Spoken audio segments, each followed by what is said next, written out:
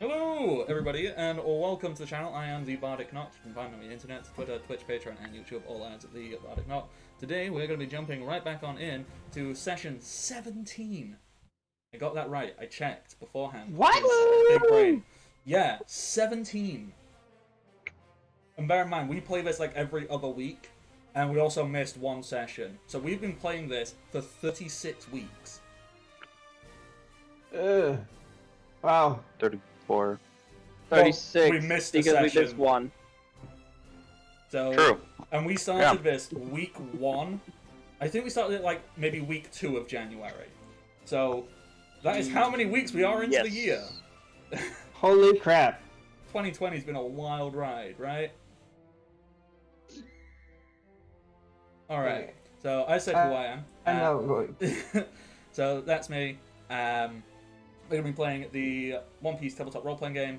You can find it. It's free because the company, it's probably really just two dudes, but they call themselves Bad Karma Games. They don't exist anymore, but just Google it. You can find it. You can play it with your friends. You can have wacky anime pirate adventures. And that's that. I will give a recap on what is going on after the other voices have said things. Go! Rock on. So, hi. I'm Nick, also known as Strider Winners. Pretty much. Okay, I can't think today. Start over. Can you ever? Hi, I'm Nick, also known as Strider Winners. Practically everywhere on the internet except for Twitter. Over there, it's weird. So over there, I'm Nick Highest Rotor, like it says under my card. Most oftentimes, you can find me here on the Bardic Nox channel or on the Bardic Nox Discord, as I am one of his 2 Twitch mods and his only Discord mod. Other than that, you can find me on very little things. I don't do much. You can find me on the Undead K channel every other Thursday doing Curse of Scrod. Or you can find me on a raccoon... What did I say? I heard Scrod. Scrod. Scraw! Yeah, close. Scrod! And you can also find me on alternating Saturdays from this game, doing on Tales Under a Starless Sky with our other DM, a raccoon random. That's it. Dakota. Hello, I'm Dakota, White Wolf, or White Wolf 462, pretty much everywhere. I am playing Zor. I'm not as special as Nick. I'm just kind of here right now. You got through your intro. That's something special. Finally. I think it's just because Shogun's really tired. Way too tired. I am Shogun, and I am playing as Chum. And today I expect. So normally I have restraint. I try to have restraint because the last game I played with Bardic, I had less restraint. But today I'm way too tired, so I'm not gonna do that. Wait, restraint. What happened? No, I do. Oh, as in... I do. Dakota, do you not know the legend of Beware Team Crossbones? Oh, never mind. Yeah. So, yeah. So I expect I will probably do some funky stuff today. Well, you know what? When I give a recap, it'll actually seem really justified. So I'm here for it. Rin. Well, no, Chum's a nice person. It'll probably not be an evil thing. It'll just be, I'm gonna. No, it's just with everything going on, it's gonna fit in perfectly. Yeah. Until everyone dies and he becomes Survivor's Guild. Alrighty, Rin. You missed that conversation this morning. Oh, yes. I am Rin, as you just heard. I play Data. That's all the information you need. Like, if you made it this far and you know what I'm about. I mean, you really should by this point. Really. Hey, Jimmy's not here to anger people by saying, what the hell are you doing? This is session 17. Yeah. Go watch session 1. Our fifth player, Jimmy, Omen264, find him if you want to. He's normally here saying, "What are you doing? Go back and watch session 1." But yeah, that we'll find something for Jimmy still. Okay, so recap time. So last session, Thing exploded. I mean, things exploded, yeah. So I'm going to try and do this in as close to chronological order as I can. It's been 2 weeks, and I slept a lot, so... Alright, so let's see if I can get this in order. So we started, you saw Vice Admiral Hotbard's ship arriving back in port. You're like, okay, let's go and figure stuff out. Data had a Den Mushi conversation with, did I say what Cypher Pole Gene Erik was from? CP2. Yeah, that sounds fair. So with Cypher Pole agent Gene Erik, and basically explained how a court-martial hearing would work, saying, so what would happen is the 5 highest ranking officers in the region would form a panel, and there would be a judge, and cases would be made, yada yada. You got given a list of the highest ranking officers. So, obviously, Hotbod, who can't do it. Hotbod's second in command. I've forgotten the name of it. It was a stupid name because he just made it up. Oh, I posted it in the things last time. It was a really bad, stupid joke name. What was it? Quackers? That's it, Quackers. So, that was Hotbod's second in command, bootlicking Quackers. There is the... By the book. So, acting captain by the book, who's acting captain where you just were down on Marwa. There is training HQ, well, yeah, training principal. I don't have a real official title for him. Har Das. Real smart and clever with names. It was Har Das. You don't... Yeah. And then, because he was currently in the area, Chibukai, or Warlord of the Sea, Yuzora, who is a fish person and Merc's old-timey friend. Some stuff went down. Merc went to go hang out and talk to Yuzora, and took some people with him. Took Zor and Jimmy. Zor and Yuzora got into a little spar, where Zor got the shit kicked out of him. Like, you didn't land a single hit on him, did you? No, and the one that I would have, he literally just ate and said, "Hey, guess what? My turn." Yeah, like, he just caught your fucking hammer and just, like, pounded you. And whilst that was going on... died. You did almost die. It was rough. Whilst that was going on, Data went to go and have a conversation with Gene. Got there to find... Oh, no, you didn't. You heard something on the Den Mushi. It's like, oh, what's that? So you zoomed on over to find Gene Erik, to find that the office Gene Erik was in had been filled with some kind of, gas, and basically, he'd been choked out.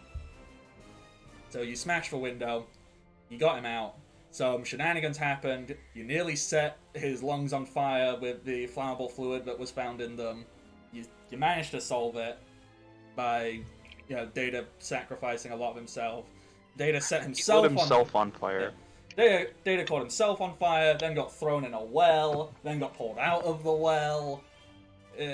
Then got both a physical and metaphorical bell rung. Yep. And then Jimmy turned into a skunk and burrowed up a wall, because why the hell not? It seemed like a good idea. So Jimmy burrowed up a wall, got inside the office, scouted it out, found that there was a flammable grease that had been used to suffocate Gene Erik, and had been a gas. He then infiltrated, snuck down, and found that basically down in the boiler room, a bunch of stuff had been burned and everything had been shut off to fill that room with gas. They were trying to kill Gene Erik and then set the room on fire, but it got stopped. All of the documents that could have been used for Hotbod's court hearing have been taken and or destroyed. And the session ended with Data zooming off, screaming, "Hot pod!" Whilst everyone else was just kind of standing around going, "What?" I believe you grabbed Zor and took him with you, didn't you? Yes, we're both currently going through the air. Yeah. So, And so was Chum just somewhere lost? well, Well, Shogun, that is we didn't exactly know what which I'm going one to he ask went you. What do you think Okay. Chum was doing during all of this? Yeah, I'm expecting he was like on the beach, like So, just looking around. So, just to explain, it is believed that the next place Hotbod will be going to strike is over at the Academy and Recruitment Center to find Hard Ass. So, that is where Data is flying off to. Chum can be anywhere at all. Chum can be hanging on to Data right now as they're flying through the air, and nobody would question it. Yeah, no, however, I expect he's probably on the beach looking for tacos. Which, He's like, does anyone sell fish tacos? which beach would you like to be on? Do you want to be in and around the Bifrost shipyard and Yeah, Talon City? yeah. Or do you want to somehow wander all the way over to Marine Base Act- S2 Academy? Actually, that would be Recruitment? awesome. He's knocking on the marine base door. He's like, "Hey, Let me ask: Is it he's do looking you for guys sell food?" actual?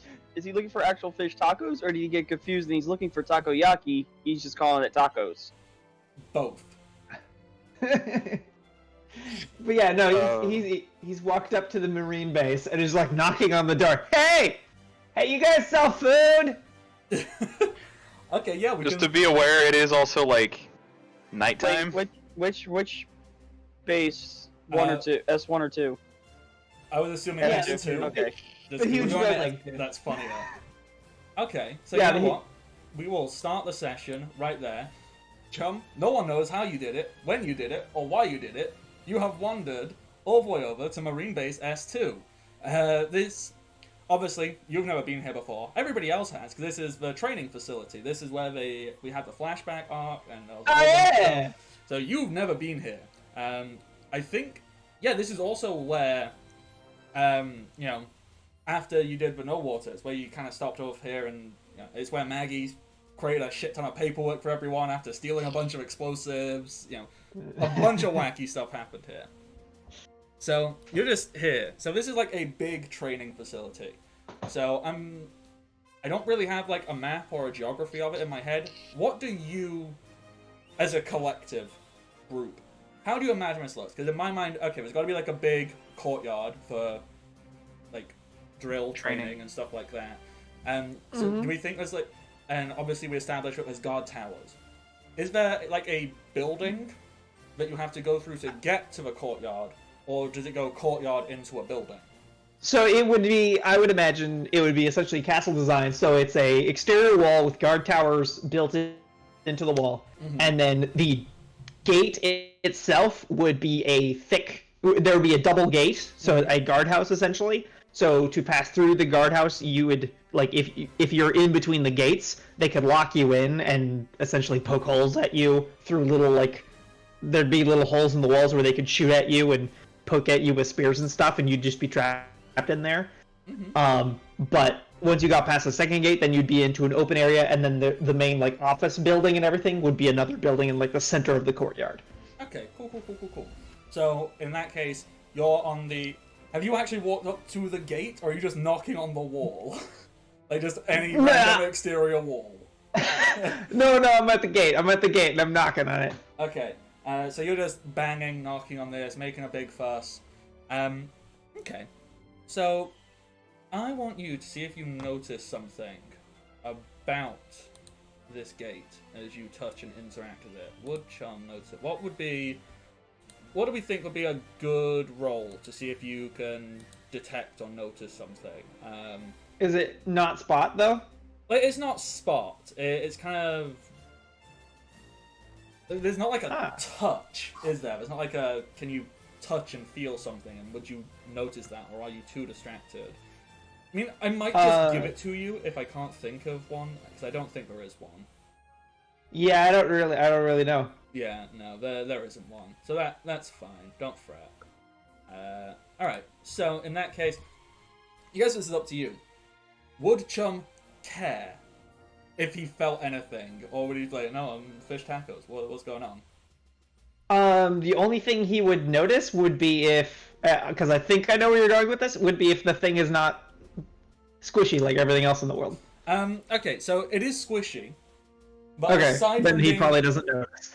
aside from being squishy, like when you touch and interact with it, you know, say like you touch and go like it's also kind of wet, but not in like a watery way.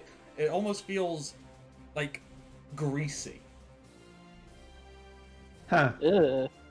I like look at my hand to see if I got something on me. Yeah, if you look at your hand, there is definitely like from anywhere you have touched on this, like your hand, you can see there's like a thin layer of grease that has like just Ew. formed on your hand. It's pretty gross. I just like smear that on the wall. I just love the idea you touch a wall, the wall bends, and you just leave this weird grease. And one thing you notice is as you try and smear it, like this grease, like it just kind of like keeps spreading. Like you can't really get it off. It just spreads. Huh. I'm just gonna reach into my bag and put a glove on Okay. and just cover the problem up. Yep. Out of sight, out of mind. So you now I'm going to walk like 5 feet to the left of the gate, grab the wall and pull the wall down, Okay. So I was and actually then just walk onto it. okay. So I was literally just gonna roll to see if anyone in the guard tower, if anyone is one in the guard towers, or two, if anyone notices you. And so yeah, you do that. So you're grabbing just one of the walls and not a guard tower, just wall. Whoop, whoop. So nope. There doesn't appear to be any. Yeah, I'm just looking around like So you've done that. I'm gonna spot now. Yeah, please roll me a spot. Mainly I'm looking for taco stands, but also anything else I might see. Okay, an 11. That's terrible. That is pretty bad. So looking around, you see no taco stands, sadly, but you see the courtyard, and one thing you do notice. Well, you notice that it's very quiet. You wouldn't know this. You're not a marine. You don't know the rule. Well, you are now, but you haven't been for very long. Yeah. But you know, there doesn't seem to be like any patrols going around. You can't see any, and you would also probably find it strange. Now, after your experience with Hotbot Jr. and his little fortress, which had guard towers, and you knew that people usually stood up in the guard towers and, you know, pointed guns at people they didn't like the look of. No one's done that yet. No one's pointed a gun at you. No one's gone, halt, who goes there? So I see like no guards around at all. None that you can visibly make out, no. Because obviously guard towers are still slightly higher, so you just can't see anybody walking around in the guard towers. Now, if they're all up there having a nice little nap, maybe, but nobody has stopped or interacted with you thus far. Okay, now I'm gonna do something just because I think it's funny, which is I'm gonna sneak by walking. Basically, he's going to crouch just by bending his knees really far, so his torso is entirely upright. It's like he's crouching in a game that's in early access. Yeah, just and then just tiptoe along. So, the way this works in my mind is it's kind of like Elder Scrolls Oblivion, where, you know, when you crouch, you build up stealth points. It doesn't matter what you're doing. If you're crouching, you increase your stealth skill. It's just that. Just crouching through town. I don't even know if I have stealth as a thing. I have hide. I do have hide. Yeah, let me roll hide. Oh, hey! I got a 22! Okay, so miraculously, as you do this, as you bend down, you somehow create the exact image of just a barrel. And so if anybody was to look, unless they looked extra hard, they would just see a barrel. So what I want to do is I want to go check out these guard towers and see, because what I remember is Hardbody's big castle thing, and he had these like giant scary cannons and stuff on it, and I want to check out what these guard towers have. Yeah, so you're still on top of the wall. You can just walk across the wall so you reach a corner and pull yourself up into a guard tower. Yeah. Is there anything particularly in here? Let me just check. Okay, no one seems to notice, stop, or interact with you. So you can just whoop, whoop, pull yourself on up. You step into the guard tower, you pull yourself up, and immediately the first thing you notice is the floor is wet. It's wet. There is an audible splosh, like a...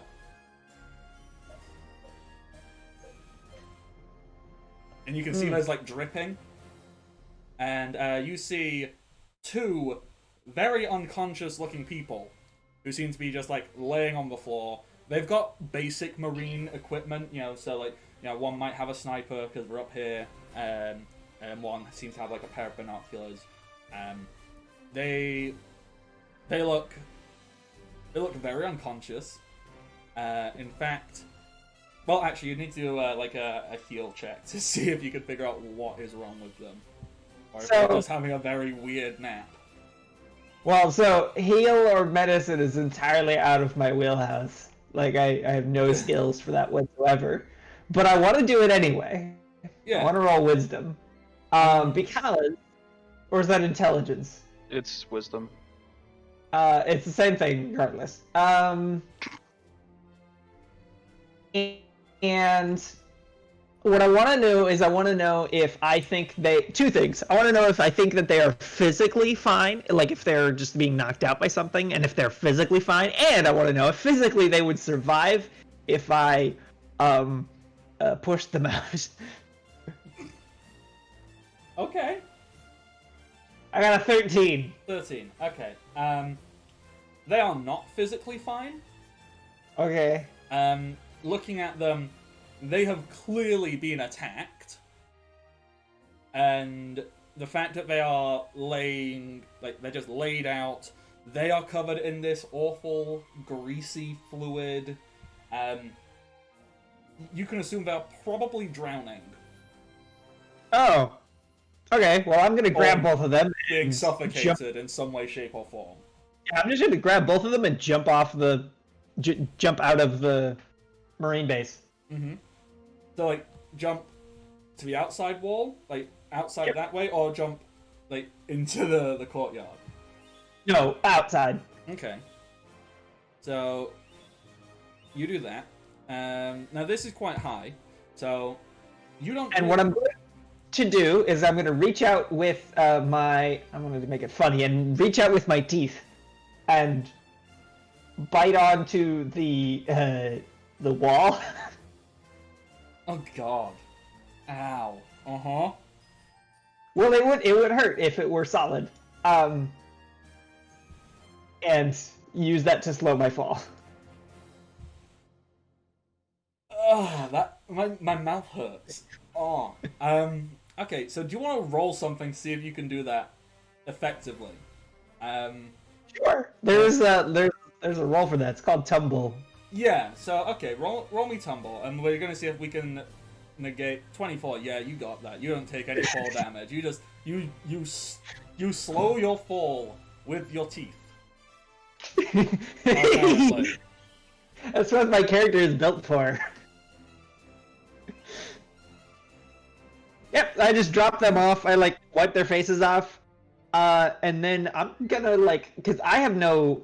I see that that wasn't good for them, but, like... I don't see any immediate, like...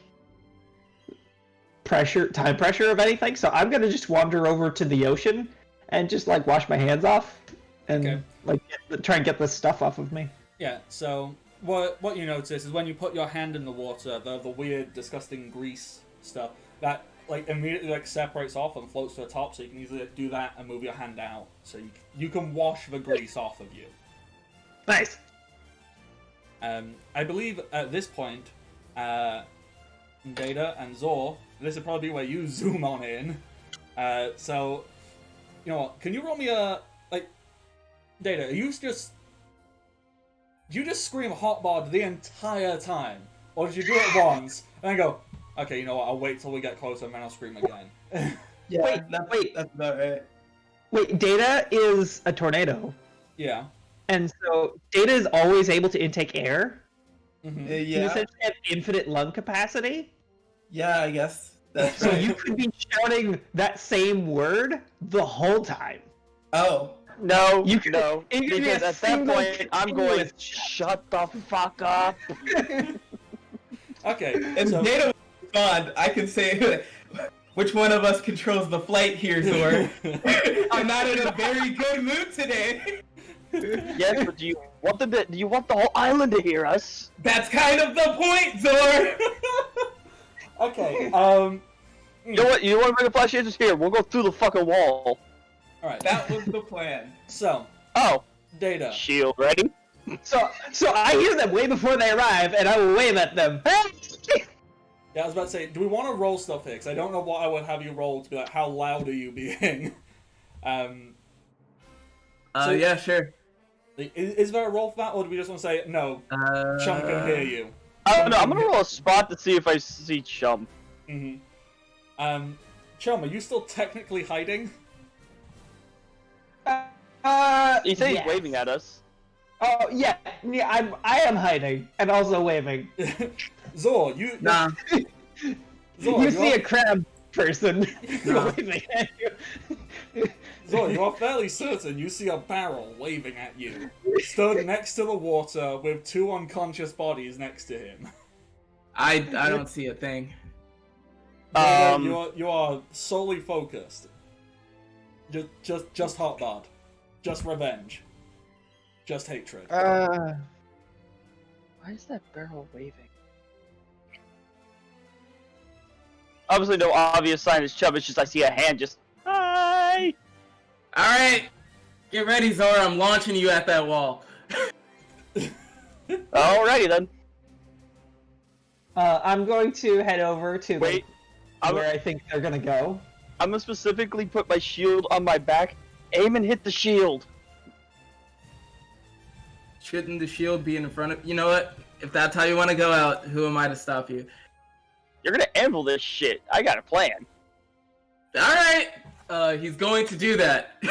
Uh-huh. So like I said, I'm gonna go to where I think they're headed, or yeah, where they're gonna chuck Zoran Mm-hmm. and wait. I have sort of a held action.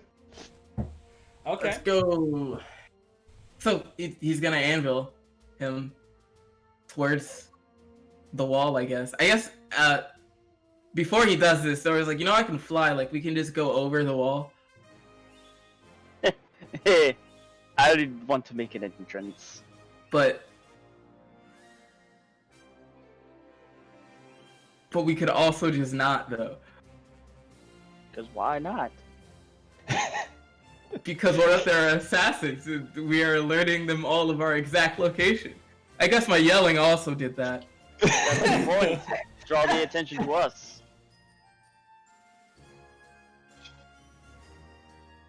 Fuck it, I've had a bad day. Anvil! Alrighty. So,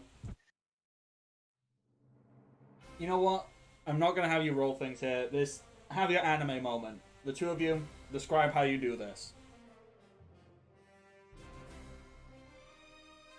As he anvils against my shield, sending me rocketing at the wall, I'm basically gonna take my hammer and just slam it in front, like throw it in front of me to kind of hit the wall first on impact to crack it as I just bust in.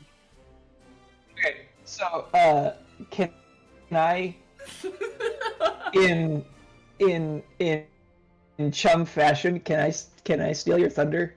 Oh God. Are you gonna pull the wall down?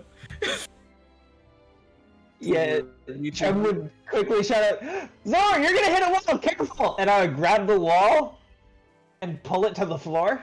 I fucking knew it. Hence my moment of realization of there was a wall here. Okay, so Right, yeah, there was a wall, and now there's not a wall. So in that case, Zor, you do not make contact with the wall. Instead, you fly straight through it, and you land like in the courtyard, and you just crack your hammer into the ground, making a fairly sizable crater. So you're gonna do that, and do you want that to be like a big, like thunder crack, like? Basically, yeah, and I'm gonna use the dust and all that to kind of keep myself hidden, so they're just gonna wonder what the fuck just happened, and I'm gonna kind of sneak my way off. Yeah. Data, how do you follow up after you've just yeeted your friend? Beta is...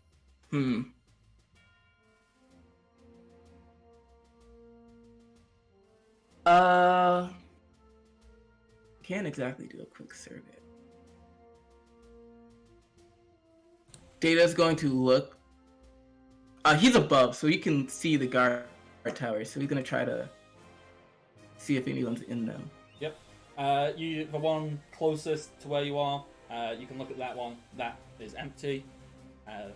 If you fly over to your one, you see 2 guards in there. Similar state to what I described before. 2 guards, unconscious. It is damp. There is grease. There is a grease-like fluid dripping from the ceiling, and 2 unconscious guards. Okay. Data's gonna radio the captain real quick. Yes. I was right. Hotbod was here. The guards are already unconscious. If I had to bet, he's trying to take out whoever's in charge of this base too. I think it's Captain Death. I'm gonna try to stop him before he gets to him, but it's not looking too good. I'm at this time gonna pop on and be like, because I hear that part and I go, yeah, I'm fairly certain of the unconscious ones because I saw 2 laying on the beach in a waving barrel, and I'm pretty sure Chum's nearby. Alright. Captain, call... Does Chum have a dead Mushi? I don't remember. I'm not sure if we gave Chum a If we ever gave him one. Okay. I think it's funnier if we didn't give Chum one. Instead, we gave him like a toy one. Yes. Yet somehow he We makes just it gave him work just at a one regular point. snail. He just somehow makes it work at one point, and we're just like, what? He just yells loud enough. He's like, call Captain by the book. Oh yeah. And, Tell him watch out, I'm assuming. Because Tell him to head this way. S2. Yeah. Gotcha. I guess I'll head to the ship then, because I don't have a long range on me. So I will sneak in behind Zaorin and tap Zaorin on the shoulder. Hey! Dakota. What? Oh my god. Chum sneaks up behind Zaorin and taps him on the shoulder. Hey! Okay, well, what? How are you tapping my shoulder? Hi? Hey! Did you do that thing with the wall? Yeah, you were gonna hit it. That was kind of the point, but thank you. Oh. What are you doing here? Chaos. Was that you on the beach? Yes. Where did you find those 2 unconscious? I'm gonna assume guards. Up in the tower up there. Right. We have a situation. Mm-hmm. Help me make sure Data doesn't nuke this entire building. Speaking of which, Data will look for the tallest part of the building. He will drop out, cancel category 3, enter category 1, and drill through the roof. Okay. Oh god. So, before we continue this, I just need to double check in with Merc. Merc, how were you getting here? Because obviously you walk a lot slower. Well, I'm gonna. Well, They first get I need to off go the back water to and my go through the ship water. to contact by the book, Mm-hmm. which I mean, it's probably still the old ship because the new one's probably still being built. Yeah.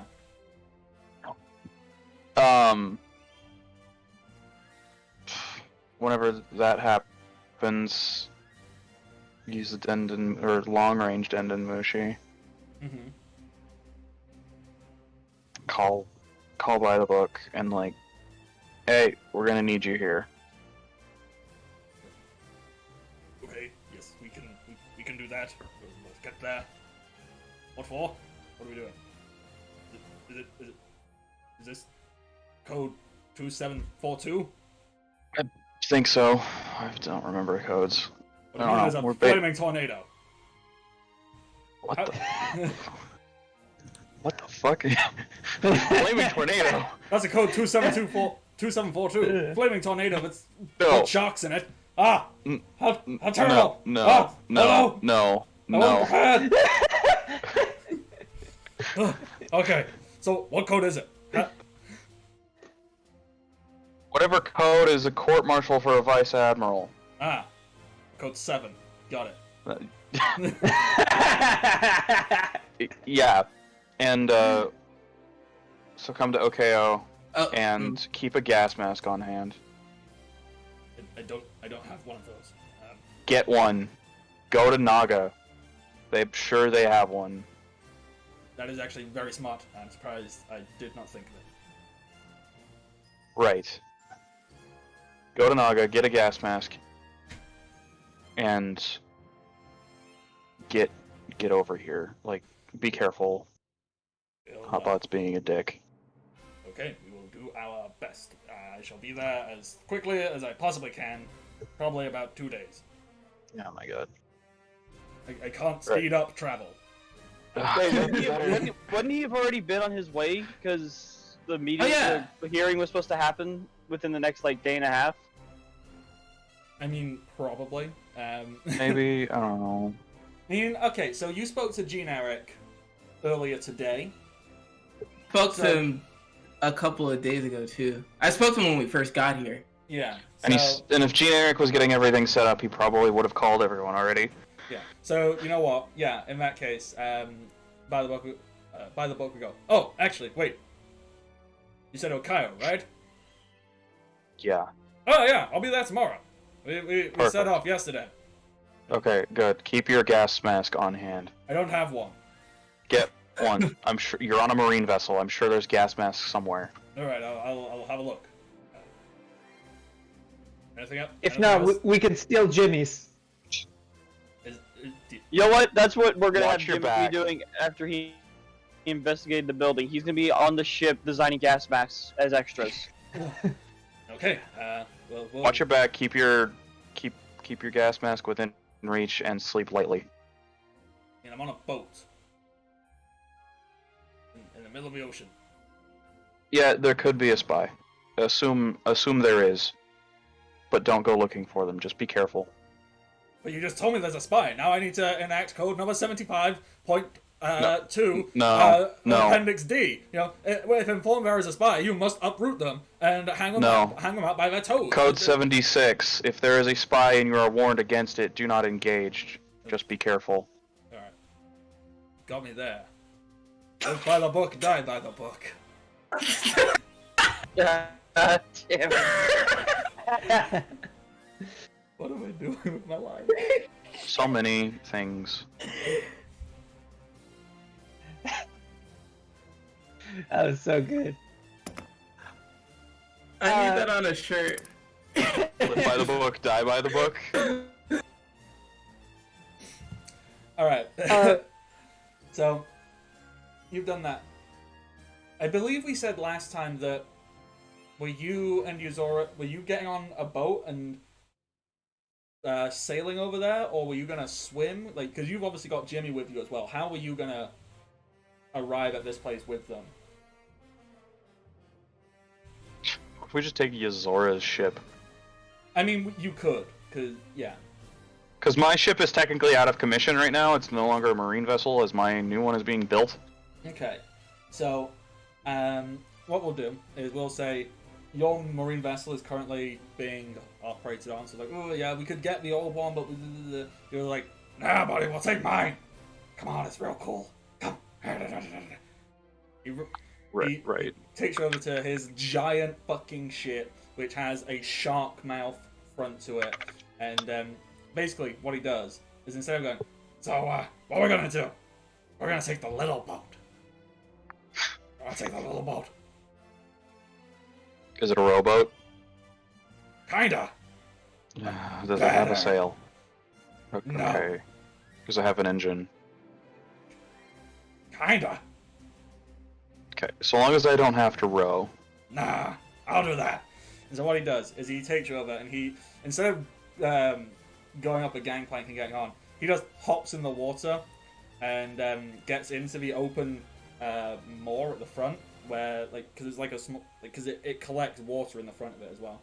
He just gets in that and you see he just grabs like 2 chains and pulls them down and straps them around himself and he starts swimming. And he pulls off the entire front of the ship, which is its own small, separate little thing. And you see it like creates a small back to it. He goes, "Come on, get in. Your buddy. Well, I saw your buddy turn into a skunk, so I'm gonna assume he's one of them devil fruitsy peoples. So just hold him up. Yeah. Just hold him up. Hold him up? Yeah, just hold up. All right, it's gonna be real cool. You're gonna like it. Right. I guess I'll hold on to him by like his leg. Yeah. Because I don't know. Making as little physical contact with Jimmy as possible. Yeah. So you get in there, and you do realize, okay, there is a floor to this. So there is a bottom to this. It's not just open, but it does still collect like a pool of water inside of it. With that, Yuzora, he pulls the chains, and the jaw closes, and you feel the water rise a little bit. You can't see this because you're inside it. Basically, it kind of submerges ever so slightly in the water, to a point where Yuzora can lay flat in water, and you notice that there's like a small propeller at the back side of it, and Yuzora just starts fucking swimming. So it's like an infinity pool, but it moves? Yeah. Oh my god. In the shape of a giant shark mouth that can open and close. And it like slightly submerges, so he makes a small pool. And as he swims, he propels water out the back to make it move faster. Yep. So if you wanted, like, if Jimmy was, actually, you know what? That we'll save as like some rope. You can just tie Jimmy up and hang him from the ceiling, so you can assist Yuzora in swimming, and the two of you can make this move at double speed. We can do that. And so this has a small engine, so it already boosts it already doubles the swim speed of Yuzora. With two of you going, it'll move at twice of that speed, and then that's going to be doubled. So what is your swim speed? It's a lot, right? I think it's 30. I think it's 20 land, 30 water. I'm trying to fucking find it. There it is. Yeah, it's 30. Okay. So Which is standard, but it boat two of us double speed. Also in water it can dash. yeah. So if you're both doing dash actions, you're both at 60, so that goes up to 120. Double that, 240. How many feet in like a mile? Like I want to say it's like 5,000 and something. 280. Pardon? 5280. All right. So let me just do the math. So 5280 divided by.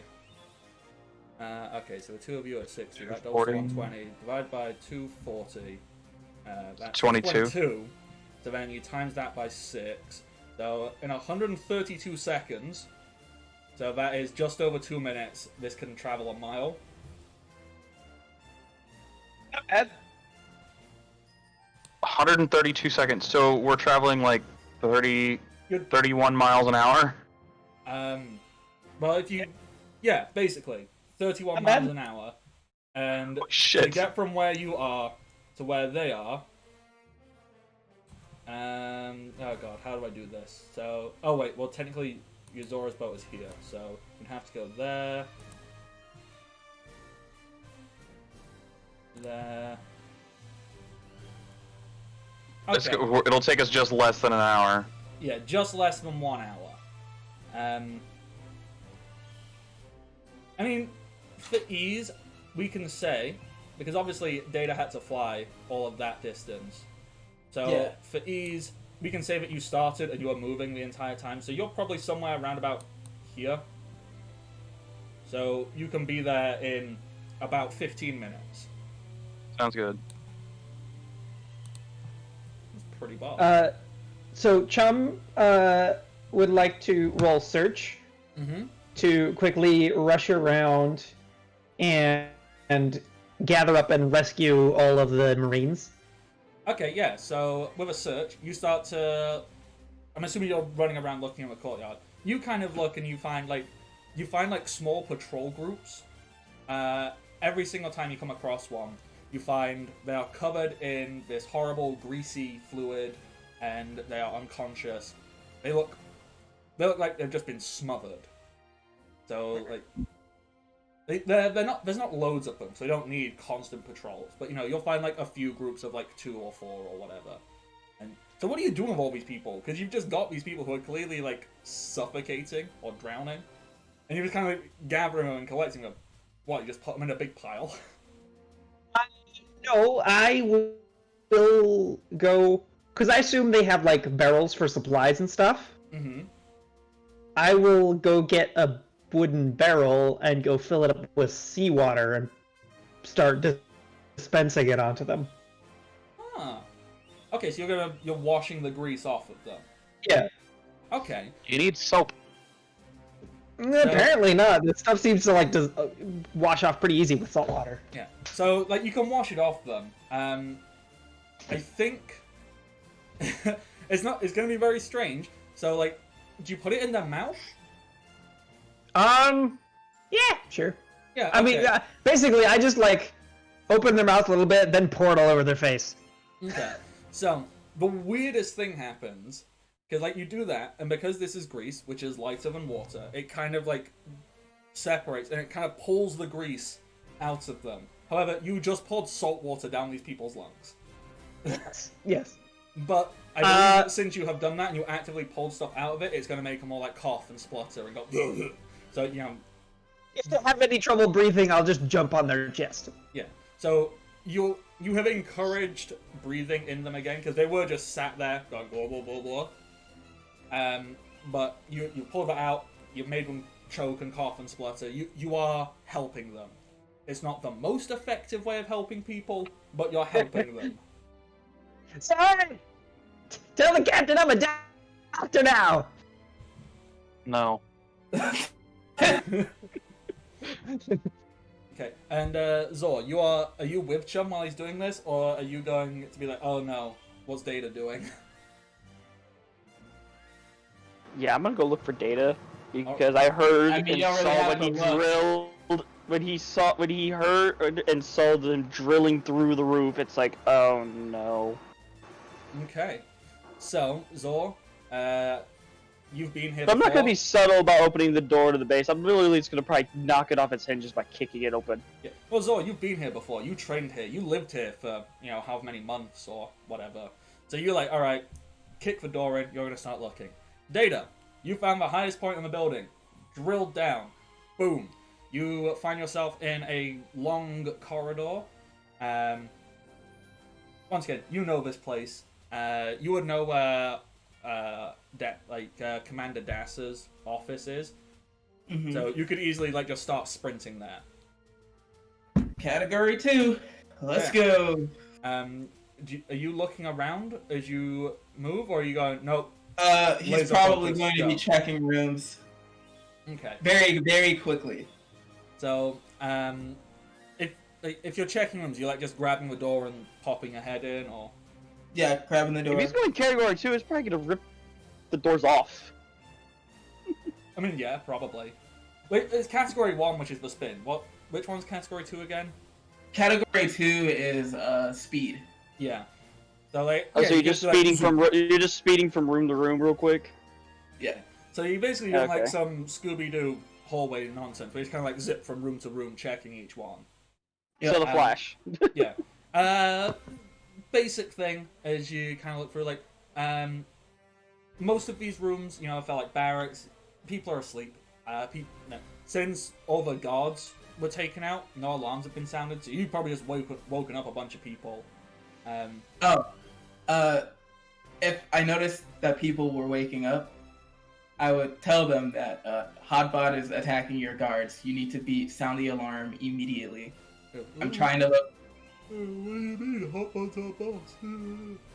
You know what? While this is He's going on, trying I'm looking for the head control guard room, and I'm gonna try to sound the alarm myself. Okay, Well- so Zor, we'll have you do that in a little bit. Yeah. The data. You've woken people and go, what do you mean? Vice Admiral Hotbots, he's the guy in charge. If anything He was tried going on, guards would have got off. He tried to assassinate a CP agent, and your guards were covered in some gunk unconscious. That doesn't sound right to me. Exactly. Strange. Strange indeed. Alright, yeah, alright. Well, I'm useless without my coffee, so if I'm gonna do that, I'll get on with it, there's no rush. I've Oh got my some coffee God. for you. Typhoon, no. Wake up, alarm, you lazy pieces of shit. Oh god, I can imagine you just funnel a funnel wind around your mouth just to, like a megaphone right now. Yeah. Like, bear in mind, these are like Marine recruits. These are, these are young, or they're inexperienced, so, they are not combat prepared. They don't know what the f is going on. they just go, what? And you're just going, get up! So, like, you're easily just, like, blasting. You should just do a reveille. Like, get a fucking bugle or two, and just play the. Is there one? I mean, could you just do that with your Typhoon? Like, just... I guess so. He will breathe in so hard that I guess probably a lot of the air in the room would disappear for a very short period of time. Oh god. And then he would just yell at the top of his lungs. Wake Wake up! Yeah, so that just kind of like echoes through, and you see a bunch of people in barracks start to like, they're all in like, their sleeping attire, so like whatever the generic Marine sleeping attire is, like just boxer shorts or whatever. They're kind of just all fumbling around. Someone like trying to grab a sword, and one person like picks Obviously, up with a as mop, loud as that is, I "Ah!" just look up and I just go, Jesus. Alright! The dang Someone's sabotaging your base with this weird grease nonsense. They're gonna try to light it. I need all of you at the ocean, getting this place doused in ocean water immediately. I need it done yesterday. Almost as He if- does have a rank on them, by the way. If these guys are all recruits, and Data's a Marine, he's like the Marine archetype or career. Yep. Yeah. Yeah, He yeah. has Me and Data have rank here. Yeah. So He has rank. almost as if these people are being trained, they all like immediately salute. Like it's not perfect salutes, but they salute and they go, "Yep," and you just dozens of Marines rush out of their barracks in their underwear. Just they rush out of a barracks. Can I add a little bit of just a quiet little? They just do it a little quiet. Up. Yeah. So just, As they're running. and you see that, and you see them run out, and immediately they're all in their underwear. It's like the dead of night. You see them all start shivering and go, ha, ha, ha, ha, ha, ha, ha. And you see them just trying to make it to the ocean. It just And grabs Chum bucket. immediately just bursts into laughter and points at him. All right. So you are getting. This is good. Now. You've got that sorted. So you might stop the base from something happening. And now Data's going to charge back towards the office like he was before. He's Okay. like, best case scenario, this place gets doused and doesn't light up. I mean, I guess worst case scenario, at least the recruits won't get burnt if it does go up. Okay, so Zor, now that that's happened, because you would have heard that, are you still going to the alarm room and setting that off, or are you just going to try and catch up to Data? I'm still trying to find the room because I'm trying to make sure there's no extra guards in the room unconscious. Good point. That would be a very smart move. Yeah, okay, so you know where you're going, you kind of run. For ease, I'm going to say it's in the totally opposite direction to where Data's going. So you start running, you get to like the guard HQ, and you see, there's a bunch of screens with like visual Dendemushi stuff coming up. And you see that the guards in here, they've been knocked out. You see every visual Dendemushi screen has like got this awful, like, like when you smear Vaseline over a camera screen? Yeah. Like, that's all you can see on all of the screens. Like, someone has just Yikes. smeared grease over them. So it's like you can't see a damn thing. I'm gonna pull up my Dendemushi. Data. Whatever Yep. it is, you need to find it quick. They've got all the cameras blocked. I can't see anything through them, and I'm pretty sure whoever it is either here still or might have left and is fixing to set it off. Gotcha. Find whatever you need. On it. Alright, so, Zor, what are you doing in here? How many guards are laying in here? I'm gonna say there's only one guard. You only need one security guard to sit and look at cameras, right? No, you need to. Alright, so there's I'm gonna guess the outer wall is right next to this. I'm gonna assume. Yeah. Yeah, I'm gonna bust a hole in that and just kind of toss them through that hole, and then go and try to find Data. Alright, so Get you're them going- outside the building. You're gonna try and find Data. Okay, so timing-wise, in my mind, how is it gonna go down? Data. I'd say about the time I told him would be right after he just told everyone to go out. Yeah. Okay, so the order of events, how I imagine they are going to go, someone, if you want to disagree and you want to go, ooh, but could this happen at this time, and yada yada. So how I see the series of events that are about to go down now. Data is going to arrive at the head office. Well, at Das's quarters, or wherever he's heading. Then, whatever's happening there will start to happen. Zor will then arrive. Chum will do whatever the hell Chum is doing at that point. No, at this point, Chum will be Mm-hmm. going to join Data. Slight downside, I- Chum has no idea where he's going. Well, I actually, follow the sound. that's probably a very smart decision. Yeah, And okay. follow wherever he gets harder of breathing, because that's where Data just yelled from. I follow the sound, and the other thing is, so I think Chum is getting more adept at bending things, and so what he's doing is, since this place is sort of castle-like, Yeah. when he comes up to a wall, he just reaches Just, to between the bricks and slips himself between the bricks. Oh god. Awesome. Okay, yeah, that's cool. So, in that case, how it will go down, Data's going to arrive at the place and stuff is going to start. Then, Chum... Well, I think that... I'll still be Chum- late. Well, I think that Chum and Zor will probably match up to each other at about the same time, and then you two will arrive. And then, as Chum and Zor are arriving, that'll be when Merc, Yuzora, and Jimmy arrive at the beach. Because that seems round about 15 minutes worth of time. Oh yeah, Okay. those Fishman Karate. You do. Okay, so that is the order of things, how I perceive them. So in that case, Data. You're in the final hallway. You're rushing. You find Das's quarters, like his head office, whatever the hell we're calling this place. Mhm. The door is closed. Yep. You're at the end of the hallway. How do you proceed? He's going to run towards it at full speed and then flatten himself to slide underneath it. Okay. Nice. So, you do that. You run, and you go. You basically turn your entire body into a typhoon and slip under the door.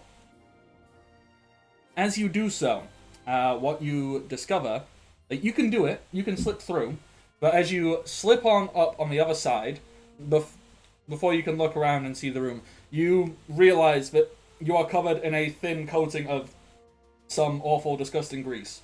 The door had been coated and blocked. I figured as much. Yeah, so... But that wasn't my worry. My worry was that there was an explosive trap, and if I opened it, it would blow up the whole building. Yeah. The other side of the door, you see... you see... Commander Das being lifted up and pinned against a window, directly in front of you. So, office, big desk, window, like big bay window type thing. He's being pinned up against the window by this viscous fluid, like arm that... The easiest way I can describe it, caribou with the Numa Numa? Yeah, I get you. So it's like that, but instead of looking swampy, it's like this, yellowish, greenish, translucent grease. So I'm just imagining Super Mario Sunshine. Oh. Huh. I guess, yeah, kind of. Okay, so, Rin, could you, in the Discord chat, could you share an image? Chat. Yeah, in our Discord chat, could you share an image of Caribou and what his Numa Numa Numi looks like? Do people not know? I mean, I don't know. Yeah, I don't think so. Not caribou coffee. You... Alright, clearly That's I need to be more right. specific.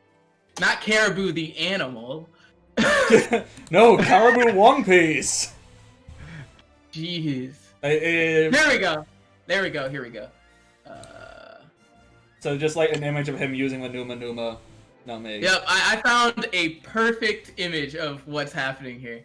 Yeah, because this is the mental image I have in my mind, and you probably know exactly what I'm talking about. I know exactly what you're talking about. Boom. Yeah, it's like that. Except instead of looking swampy and muddy and like that, it looks like grease. So yellow, greenish, sticky, gross-looking stuff. The person you can see, who you assume at this point is Hotbod, he's quite tall, about 7 foot, quite well built, clearly middle-aged, so silver down the side of his hair, like silver shading, black hair that is like slicked back in like very classic 1950s greaser style, like very heavily like greased and hairsprayed back. Like you can almost see the product used to grease this hair back. Sunglasses on. He's got the Marine Justice coat on, which is probably really sickening to you right now to see this Justice coat. And then above it, this grease blob pinning the person who basically, one of the people who trained you against this window. You can see the window like cracking under the pressure. I have an idea. As a Vice Admiral, when it comes to a physical altercation or devil fruit uses, he surpasses me. But there's one thing that surpasses strength. The need to breathe. Data's gonna suck up all the air in the room. Okay. So do you not say anything? It's like you slip in and go... Nope. Yeah. Yep. I'm gonna try to do. In fact, I'm gonna try to be as quiet as possible. Yeah, me doing that gas made me cough. That's a bad sign. Apparently, I can't breathe good. Excuse me while I have another cigarette.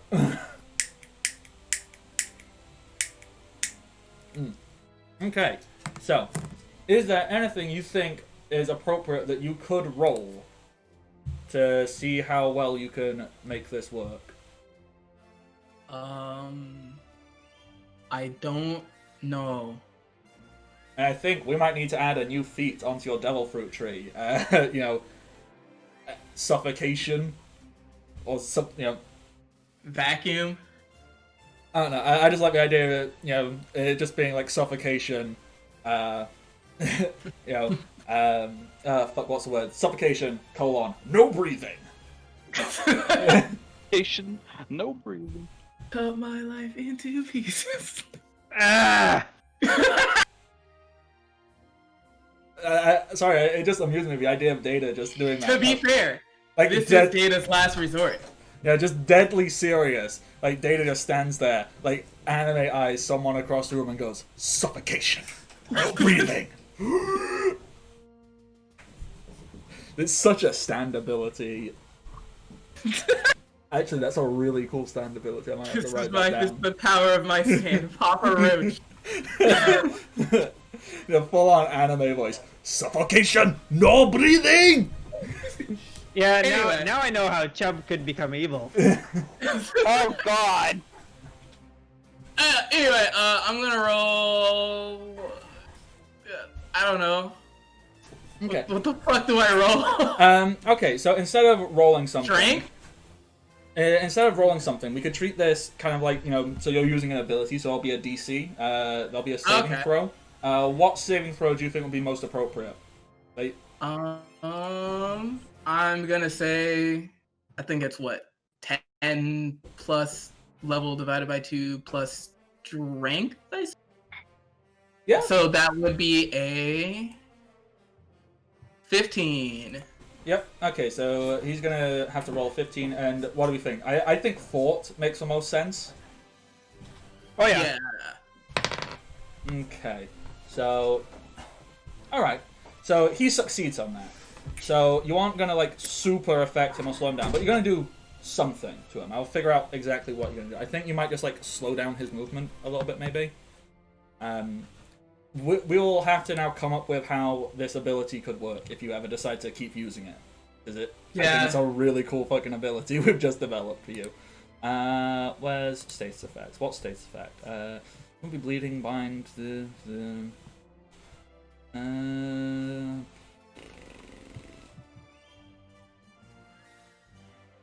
I'm not sure what we could call it. Like, You might reuse sickened. like maybe sickened. Like, I might look at like fatigued or exhausted because like if you can't. Oh yeah, breathe, no, that's proper. Yeah, fatigued Okay. and exhausted. Okay, yeah. So I think on a failure it would be exhausted. On success it'd be fatigued.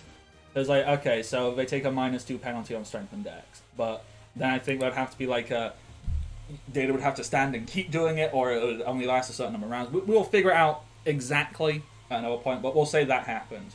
And with that, Hotbod, he just kind of stands there in this deep, like quite sinister little chuckle. This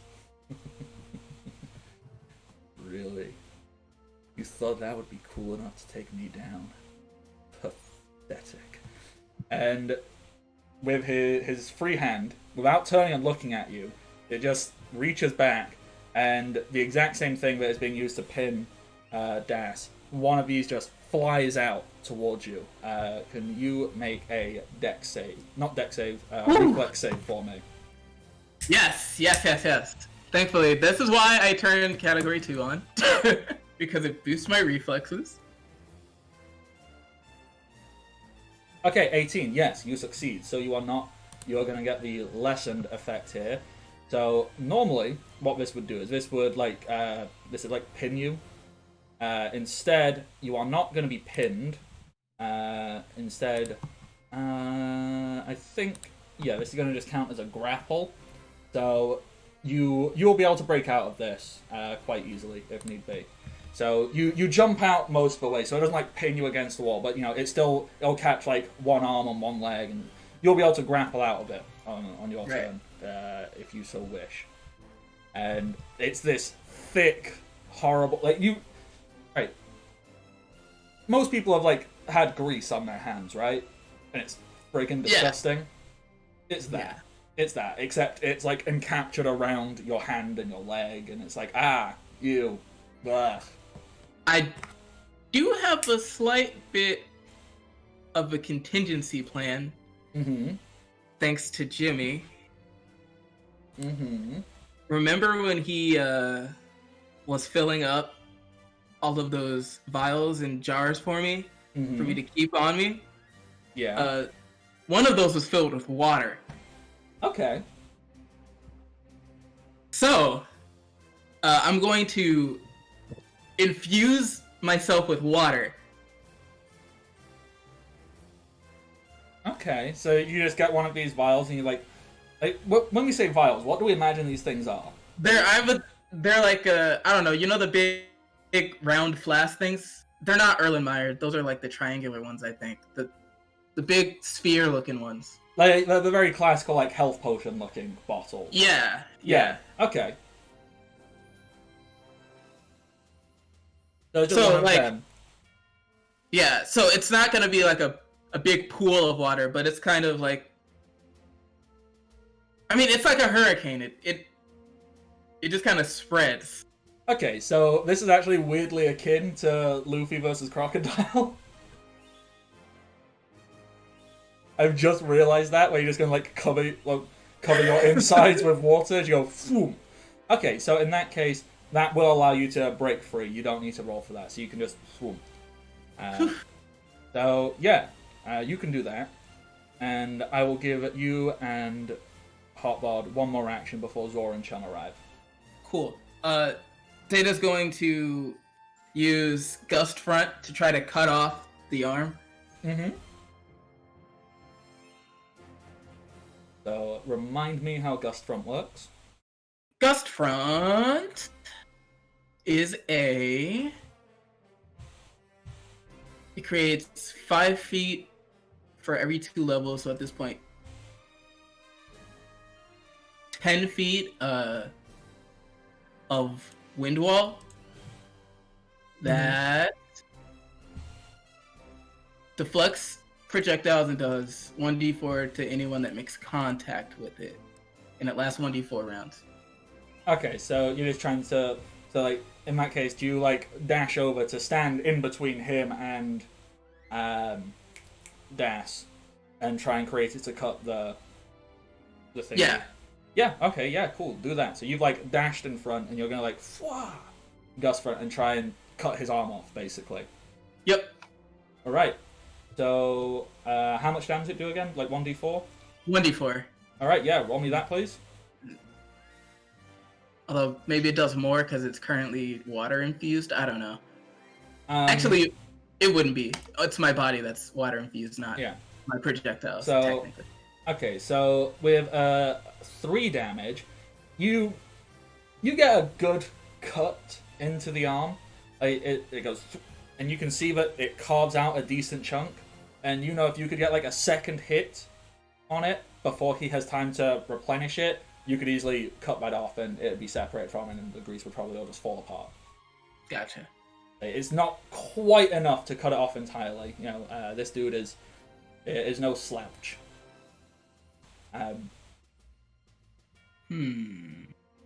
So I believe it is now his turn. And what he is going to do is he kind of sees this and he goes, well, that's kind of a bit of a bummer there. Well,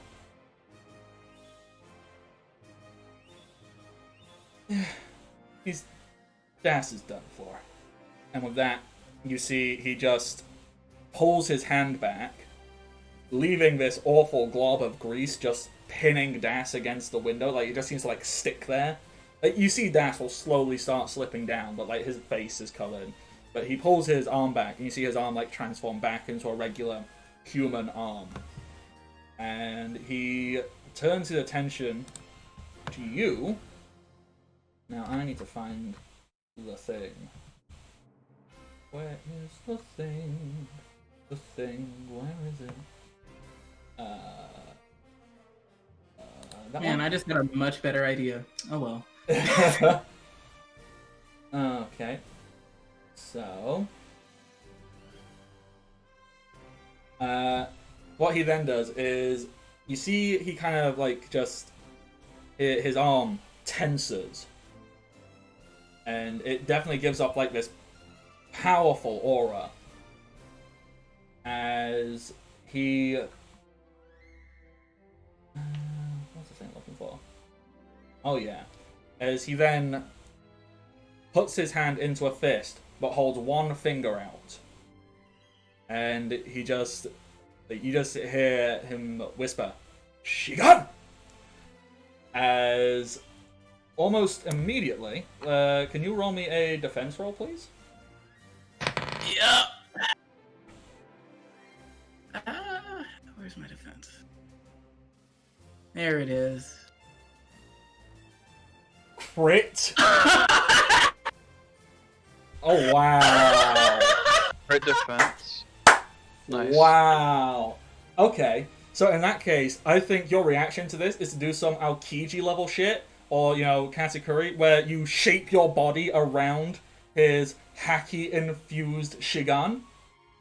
So his entire arm is coated in armament, and he goes to, stab into your stomach, and your body just, goes whoop around it. So, yeah, you avoid that, because that would have hurt.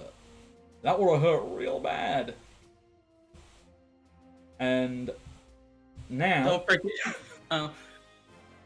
Now would be the moment where Zor and Chum will arrive. Zor, Chum, there is a door. It is closed. Yeah, Chum walks through the wall. You just What he's been doing? you just grab Yeah. some bricks and pull yourself through. Yeah, I hold it open for just a second to let Zor through. Yep. So Zor, Chum, you step through the wall. It just gets pulled open, a small hole opens, and you just go whoop. The wall pings back together. You see the room. You see Chum, from your perspective, you see some dude pinned against the wall in a blob of grease. Zor, you know that's Commander Das. You also see Data, who currently has an entire arm rammed through his stomach, but it doesn't seem to hurt Data, as it looks as if he has shaped his body. Data has basically created a hole in his own body. I'm gonna roll wisdom. I'm just gonna look at Data and be like, Hey, Yes, Chum that does is pick cool. up on the fact that didn't hurt Data. Okay. Awesome.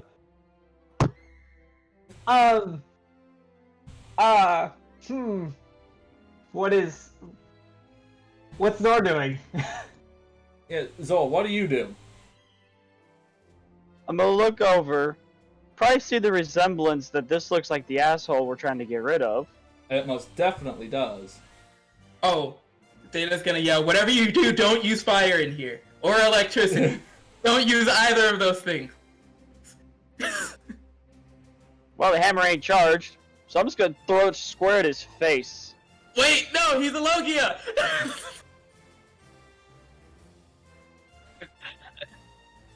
So, Zor, you just go and you just swinging your hammer at him?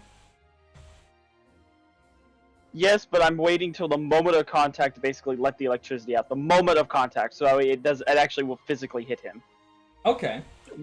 So, roll to hit. 22 versus his defense roll of doing maths. 37. Well, shit. So, Here we My go bad, again. bro. so your hammer swings and it goes and it just goes woof. The hammer just passes through this dude's skull. In fact, as it does so, you feel resistance as your hammer. Have you ever tried to swing a stick through water or anything and you just through some Yes. water? It's very much like that. So it's ugh. And you feel it slow down, and as you pull out, you see this string of grease that just kind of trails off your hammer, and you splatter on the floor. Your hammer is now coated in grease. Gross. Chum, get that guy on the wall out of here. Data, you got this Yo. right? I'll be fine. Okay, I'm gonna drop kick the guy we're here to save. I'm gonna Okay. drop kick him through the window. Okay. So, You do that. you Make don't. sure he lands. Let's make sure he doesn't hurt himself on impact. You don't need to roll an attack, because this is somebody who cannot defend themselves. So you can just roll damage to see if you can smash this window, which you probably can, because the window has already been cracked. Okay. So, What is an I think it's just a D4 if you don't have any brawler I stuff. think it's a D3 actually for Yeah. non-brawlers. D3 actually sounds more appropriate. Yes. So what's that? /roll /R 1D3. /R 1d3 3 2. 2 damage. Yeah. So you run, you jump. Obviously, because of your devil fruit, he only takes half of that, so he's only going to take 1 damage. As you you make contact, and the grease wobbles, it bends, and the window, it bends. In fact, it's this really hilariously comical moment as you like jump and you drop kick, and you see the window just like bend. You know, like slime or gack, whatever it's called, like when you stretch it out and you like try and poke, and it kind of like stretches, kind of like a cartoon. It's like that, but with the window, until it just cracks. And the really gross part is it's really bendy, and then it cracks and it goes really hard. So All the glass goes. yeah. So the glass bends outward, and then it shatters, and it goes really solid, and it just starts to fall out the window. And I'm going to put one hand on the dude's chest and one hand on like the wall or something to grab. Actually, no, I'm not going to grab onto the wall. I'm going to grab onto air. Okay, you're gonna grab the air.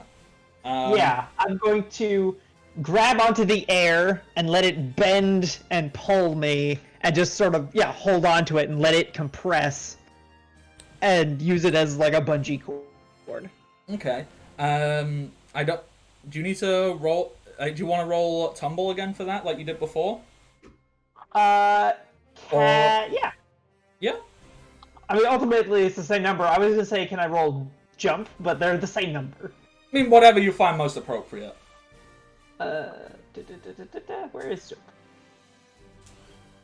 Hmm? Come on, where's jump? There it is. You do have an 24! extra attack. 24. Oh yeah, you grab that. You just like boing, and you just bungee jump down. Yeah.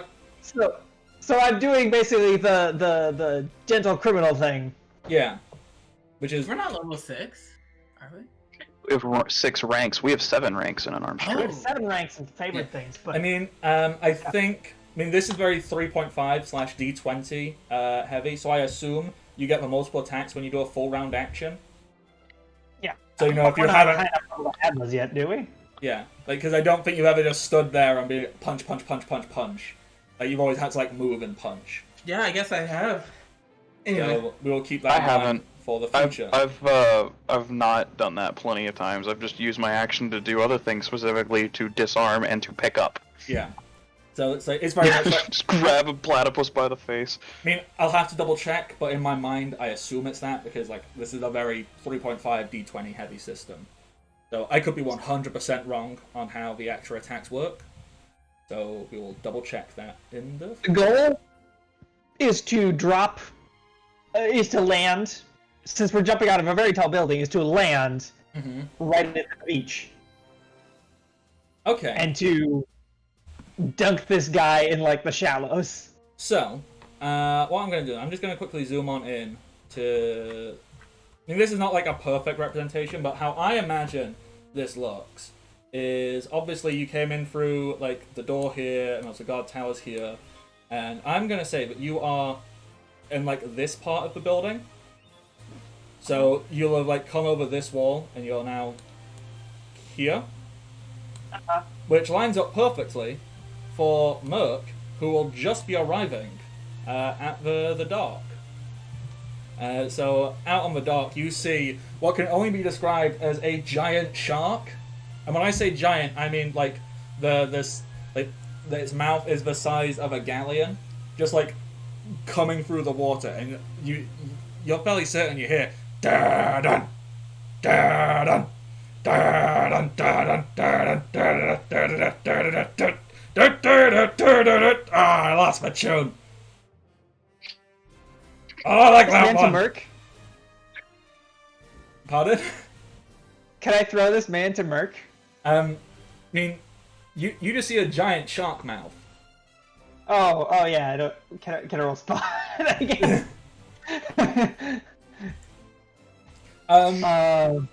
Yeah, you. Or is it no wait?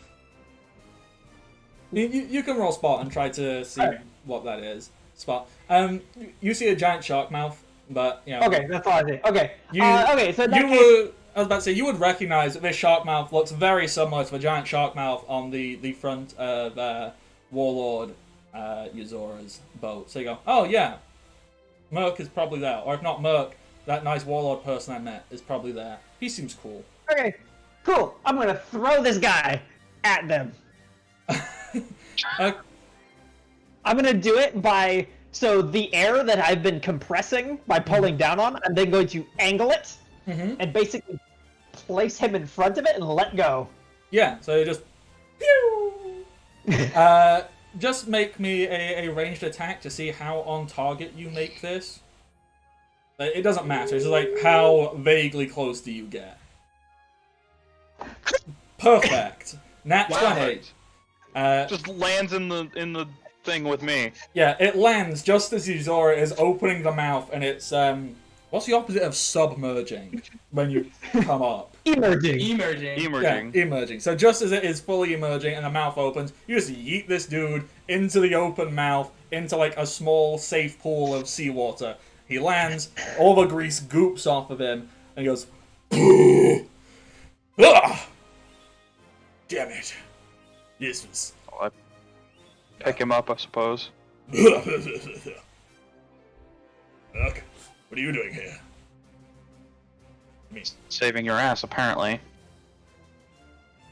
you know, you could have been here sooner.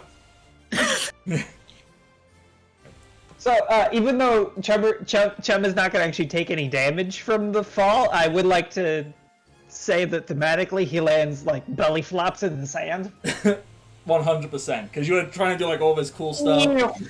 You're doing all this cool stuff. You're like grabbing the air, and then you slingshot him, and like do you like try to do a somersault to land cool and just go blop? Yeah. Or you just don't even realize how far you'd fallen, and you're already at the floor as you flung this guy across. All right, now it's time to stick the link. 100%. All right. So, everything is everywhere. Stuff is going on. You are all vaguely in place for things occurring. Do we want to take like a quick 5-minute break if people need to grab a drink and nip to the bathroom? Or Yes, do we please. just want to keep quick 5-minute break? Now would probably be the best time for that. Yeah. It is why. It's almost like I planned it. Almost. But we all know that's a big fucking lie. Alright. Yeah, that's not possible. Alright, so 5 minutes, grab a drink, go to the bathroom. We'll be back real soon, everybody. Stay tuned. New idea. New idea? No idea. Dakota, find a barrel of water, alright? I'll hold them off until you get back, and then I'll hop on your back, and it'll be like flood. Oh my god. Got it. Jump through. Wait, So, I can't fit through that window. Because Shogun made one frickin' Super Mario Sunshine reference, we are now gonna make the flood. Alright, cool. We're back Wait. live, by the way. Wait a minute. Shark head in the water. I got an idea. Alright, so, just like, we're back. Let's jump on into it. So everyone is currently here. You're all spread out a little bit. So, Data, you're in the room with Hotbod, and Zora's also there. Outside, on the floor, there is Chum, and there is Merc. Jimmy is tangled up in some rope, trying to get himself out. In the Megalodon mouth, and Yuzora is there, like, unharnessing himself. So that's what I everybody thought we is. were leaving Jimmy at the ship because he was gonna build more masks. He came with me. He came with. Okay. He got tangled up because in case this doesn't get resolved in this session, he's here for next time. All right. Do we want to actually roll initiative? Now that everybody's here and present? Huh, that's a concept. What that's is a this concept. initiative you speak of? I know I barely use it, alright? It just seems so fucking pointless when there's like one enemy. But I suppose we should. Because I wasn't expecting full frontal combat here. Now sadly, I don't actually have this shit set up because these are custom character sheets. They're not linked to Roll20. So... Let me just... Data? I would just roll What'd it you roll? anyway. You rolled a 13, I rolled a 15, so yours is higher, you go before I do. So, Shogun, Chum, Yeah, we all got like really high rolls. Zor, Nice. Bad. Look. That's all of you four, and then Hotbod. And I guess I should put your Zora on there as well. Patobod? Yeah, Patobod! that's his name. How did you think it was spelled? Yeah. Okay, Yes, this is so Japan. Data has a 23. I like how his name is entirely does not make sense for him. I mean, Oh, this- like Zor's like- a 23. Not for that. Hardbod was like perfect for the other for his son. Merc is 23. Hotbod. You all rolled really friggin' good. Yeah. Sadly, you rolled better. Yeah, I mean, we're fighting a bicep. Not but we surprised. Expected. I just tried to swing a hammer at him and he had almost double my just normal attack. A bicep was like, he has hockey, and that's enough said. And Yazora rolled like a 4. Of course he You're did. kidding me. And he has a 19. Yeah. So we have a warlord and a vice admiral. I feel like we're on the sidelines here. Like, what are we even doing here? We're gonna kick his ass. We Okay. can damn well try. I suppose. We're cannon fodder as well as Support. We're Yeah. running support. Okay, Yeah, so give Chum we're some mostly bomb rounds. fodder. I was not remotely prepared for this. So one moment. Let me just very quickly. We need us. Let me rephrase that. Data will be mostly fine because he could just, again, Wind Boy just face through him. Chum will be fine because he's super bendy. I cannot. He has armament hockey. He can hit me. Okay, so Oh, yeah, let's, no, yeah, we are side from line. let's try and quickly draw out vaguely how this will look. I reckon. So I think the room looks kind of like that. There's someone wants to make a note. There's a 50-foot drop out the window, and on the floor is where Merc and everybody else is. Objects and tokens. Hotbod token. It's not a super impressive token, but it'll do. That's what it's gonna look like when we're done. Mala. And Now is not the time to bark, Mala. then I do not have a token for Yazora, so he's also just going to get generic token, but he big. And blue. The best be believing in ghost stories. You're in one! So, Merc, you are out here. You are also big. Big.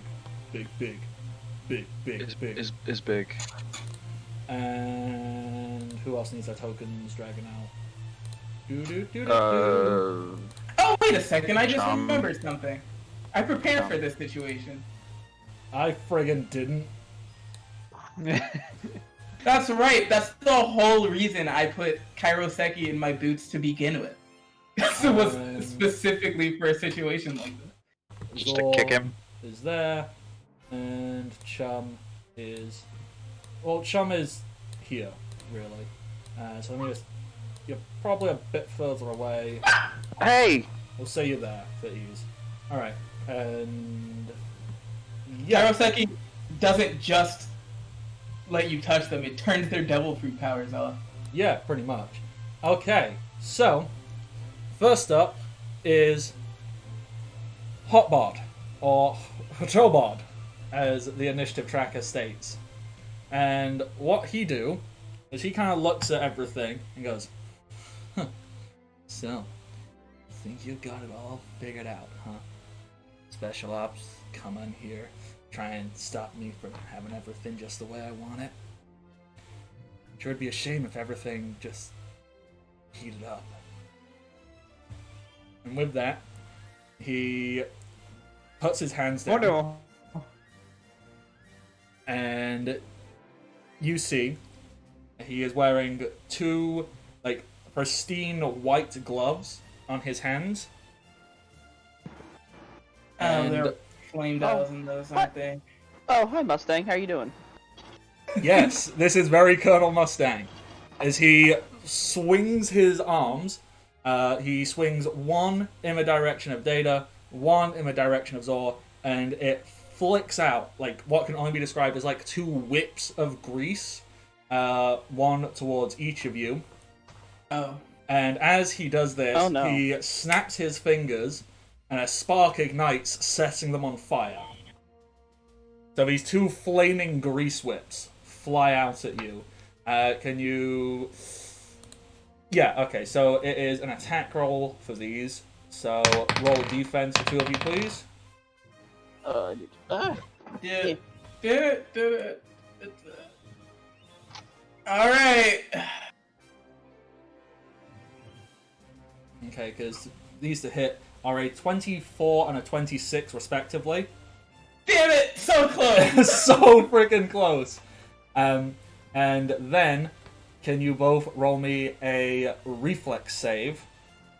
To see, the DC for a reflex save is 22. I'm sorry for what's about to happen to you, Zoe.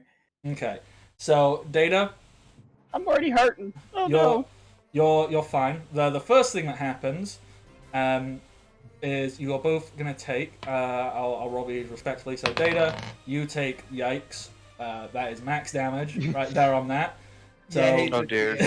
so that is a 12 on the die, plus his modifier to this attack, which takes it up to a 17. Wait, wait, are they of you with hockey or? No, this is fire damage though. Oh, okay. Yeah. So you take 17 damage from that. Zor, Ow. you only take 8 because he rolled a 3 on that one. But Sure Zor, do. you failed the reflex save, so for the next 3 rounds, you take 1d8 of fire damage every turn, unless you do something to put this fire out. As this grease has Ow. like, you have been splattered with this grease. It is on your body, it is on your face, and it is Don't burned. put water on it. Crap. And unfortunately, the window's broken. Yeah.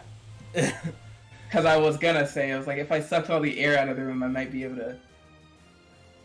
So after doing that, he then plants his feet on the ground very firmly, takes a wide stance. So after flicking, and then he brings his hands together, clasps them, and you see he takes a deep breath, exhales out, and he just like, his whole body just tenses, and he goes, Tekai!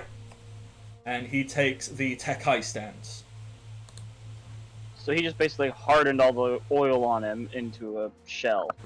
Well, he's just No. he's just using the Tekai stance. So basically, he now gains an additional 5 DR. So you have to hit him real hard to actually hurt him. Put it that way. Thor, combo move. Or combo move. Yes, those are the options. Zor. Well, my job was to get out and make sure I get water, so I'm going to use every bit to just basically charge through the wall, just no breaks. Okay. You do remember there is a 50-foot drop on the other side, right? Yep, I I can float. You can float. You can float? Being Barkin, I actually have like a slight glide where I could actually keep myself Oh yes! from falling. Ian! That's He has friggin' dope. wings! These wings we have never once actually addressed, but he's always had them. They're just kind of the thing is right because Just Zor. remembered he has wings. Right. See, the thing is right because Zor is so friggin' big. I just like to imagine these wings look so tiny. They are. So, They are each only like a foot long. So Yeah. I literally can only do like a slight glide. Yeah, so you So know I'm they always going don't down. even come past his shoulders. So like They're not it's just noticeable. these tiny little things. They just So what you all guys are- these times you've taken fall damage, I you kept shouldn't have forgetting, had yes. to. I kept forgetting, yes. which is so in character for Zor. He just forgets he can fucking do it. It's Oh just my at this moment of God. realization, it's like, wait a minute, I need to get down there. Wait a minute! I can glide! So yeah, no brakes, charging through the wall. Okay. Do you want Mostly to create a bigger hole in the wall, Okay. so as well as to go towards the water to douse myself, as in fully submerged to get the oil off me. All right. Do you want to roll? What's an appropriate thing to? I know like there's rules for like attacking and breaking a wall and shit like that. So do you just want to like roll? Like, do you just want to roll damage on the wall, see how big of a hit you can get to smash through it? I should mark where the holes are in the wall. What's the best way to mark where holes are in the wall? Just draw a red wall over it. Yeah. So the window has been smashed. That's the big window that's been smashed there. Where I'm drawing in red. Okay. So Zor, Oh. are you gonna like smash here? No, I was going to look at smashing more like where's the thing? Where's my there's I want that one. Why can't I draw? What the fuck? Freehand. Yeah, I'm clicking freehand. It's not letting me. Oh wait, maybe because of the color. So like I'm looking at kind of going through right here. Yeah. Okay. So so you want to like smash. Basically, I'm just gonna take more of this wall out. Okay. Yeah. All right. So go for that. Just roll damage to see how much you can take out. 18. You hit the wall. Surprisingly, the wall is not very good at dodging attacks. No, that's like because I'm just doing it as a pure strength thing, using my shield to just bash through the wall. Okay, strength. Oh yeah, 100%. And with an 18, you know what? Yeah, you take out 18 foot of wall. So 3 squares, which is basically what you've covered there, like nearly 4. So, And how far is it to the water from this wall? I mean, it's not a. You know what? Fariz will say that it is exactly that far. It is where Merc and Yuzora and Jimmy are. So it's like 30 feet. So that's a standard move. Yeah. So, I mean, Well, for normal people, we're fishermen. We have 20 feet of movement. I guess technically, if you were. But you're in the shot- water, so for you it's normal. I mean, right now. technically. Are we at the water? Are we? Is this water?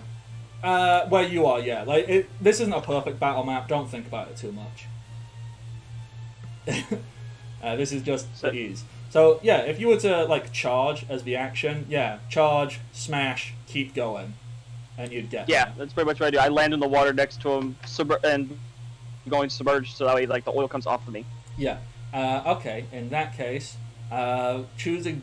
So if you are having to go in a straight line, and you'll land here, let me just... I mean, it's not super important, but I feel it should be noted that there is now, burning on top of the water, a small fire in this square here. Orange is fire. There is a burning 10-foot square of fire in the water as you have submerged and, I assume, moved over to the side. Yeah, I move over in front of Merc and just go, do we have any way to funnel a lot of water up there? Yeah. Yeah, we do. Yuzora just looks and goes, yeah! Let's do it. pull out the Dendabushi so Data can hear it. Wait, I say no, Oh, okay. duck. Alright. In that case, And by that I mean jump out the window. Merc. It's your move. It's my move. Yep. Ysor. When's Ysor's turn? Oh, he's last. Oh, Yzora's right at the very end. Of course he is. Ysora is a slow boy. And hurts. I don't know what all I even can do right now. I don't think there's much. So I think what I'm gonna do is I'm going to prepare a potion. Mm-hmm. Yes, please. Not a healing potion. Oh no, if anything, something to do with that fire. Oh, thank you. Data's on fire, yes? No. No. Data No? made the reflex save. Data's fine. Data's not on fire.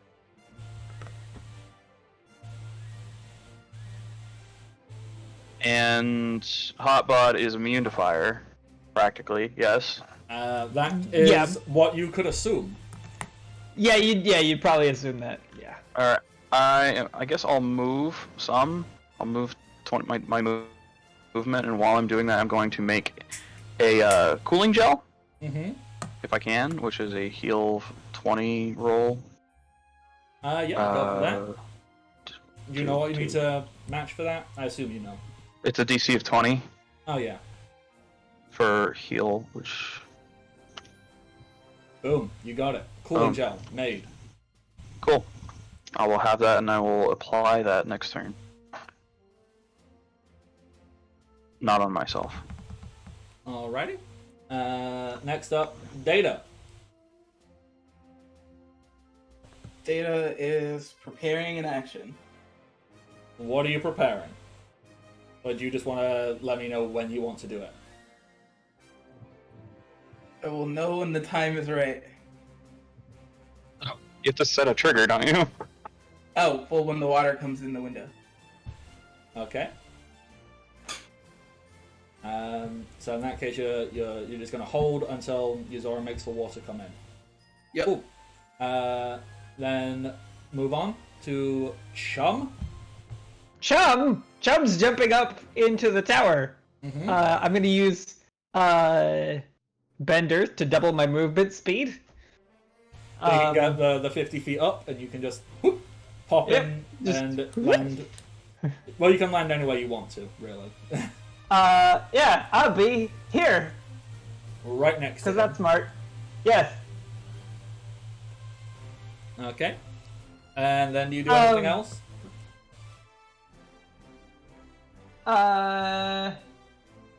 Well, actually, no. You know what I would like to do? I would like to do that bend, but I would like to not move with it. Okay, so you've got it ready to go up.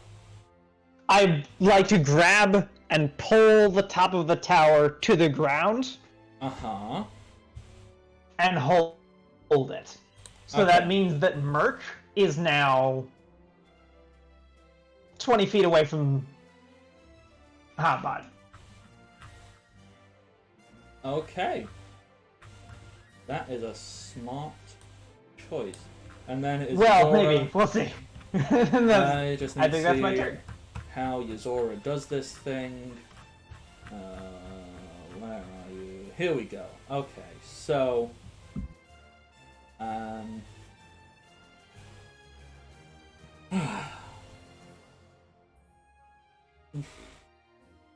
So it would be...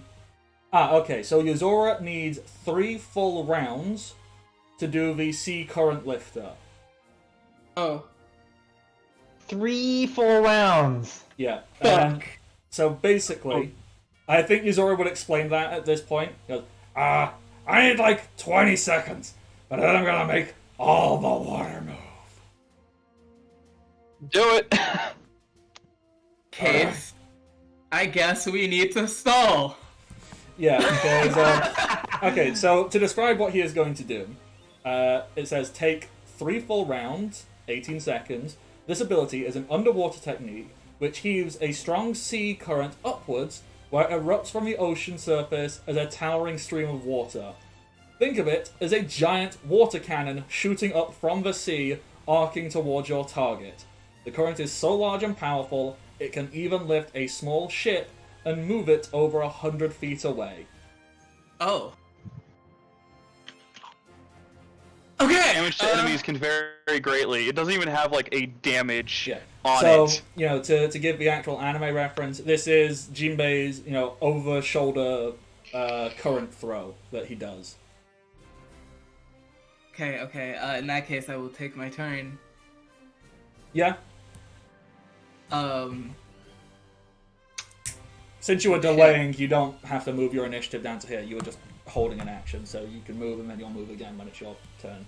So your initiative does not change. Data's going to hop out of that there window Mm-hmm. and activate category 3. That's your flying.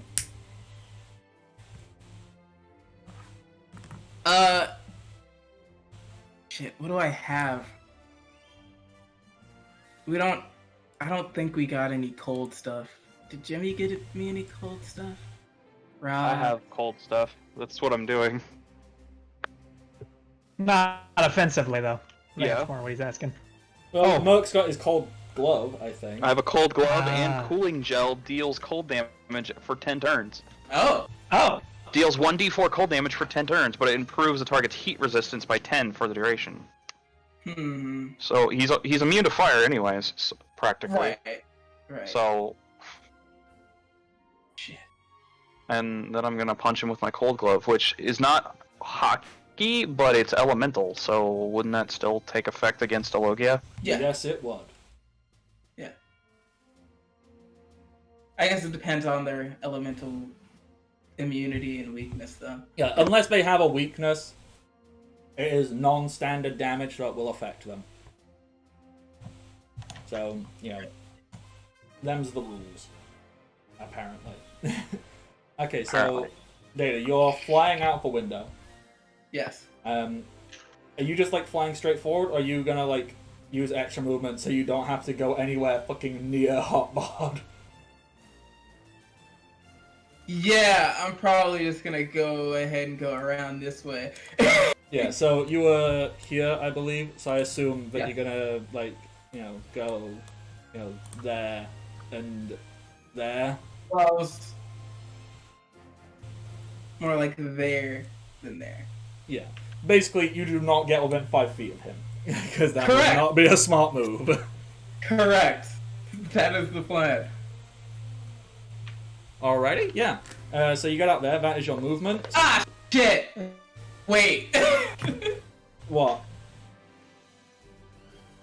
I'm full speeding it over here. Full speeding out? Yeah. I have one more that I can use today. And the reason that I'm doing that is because I realize he's a Rokushiki user, so flying doesn't matter, yes, Geppo.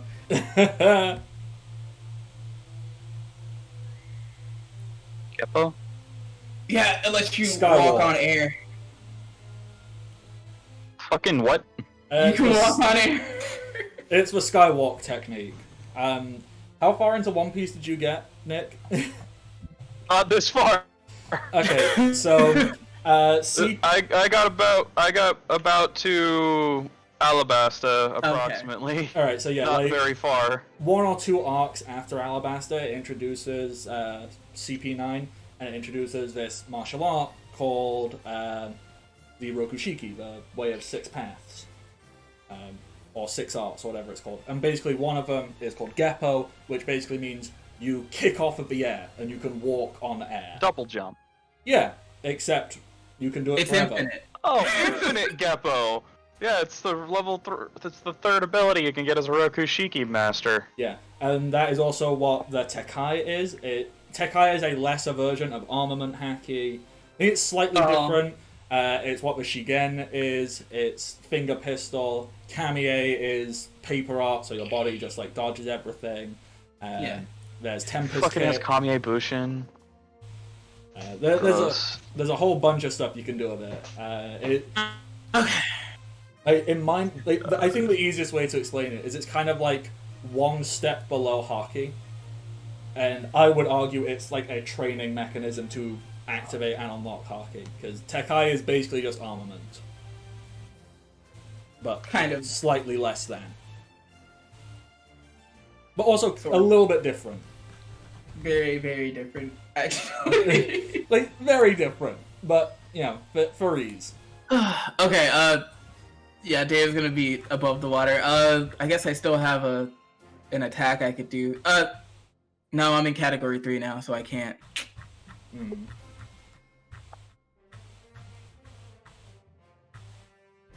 I guess I could funnel some water into myself. Yeah.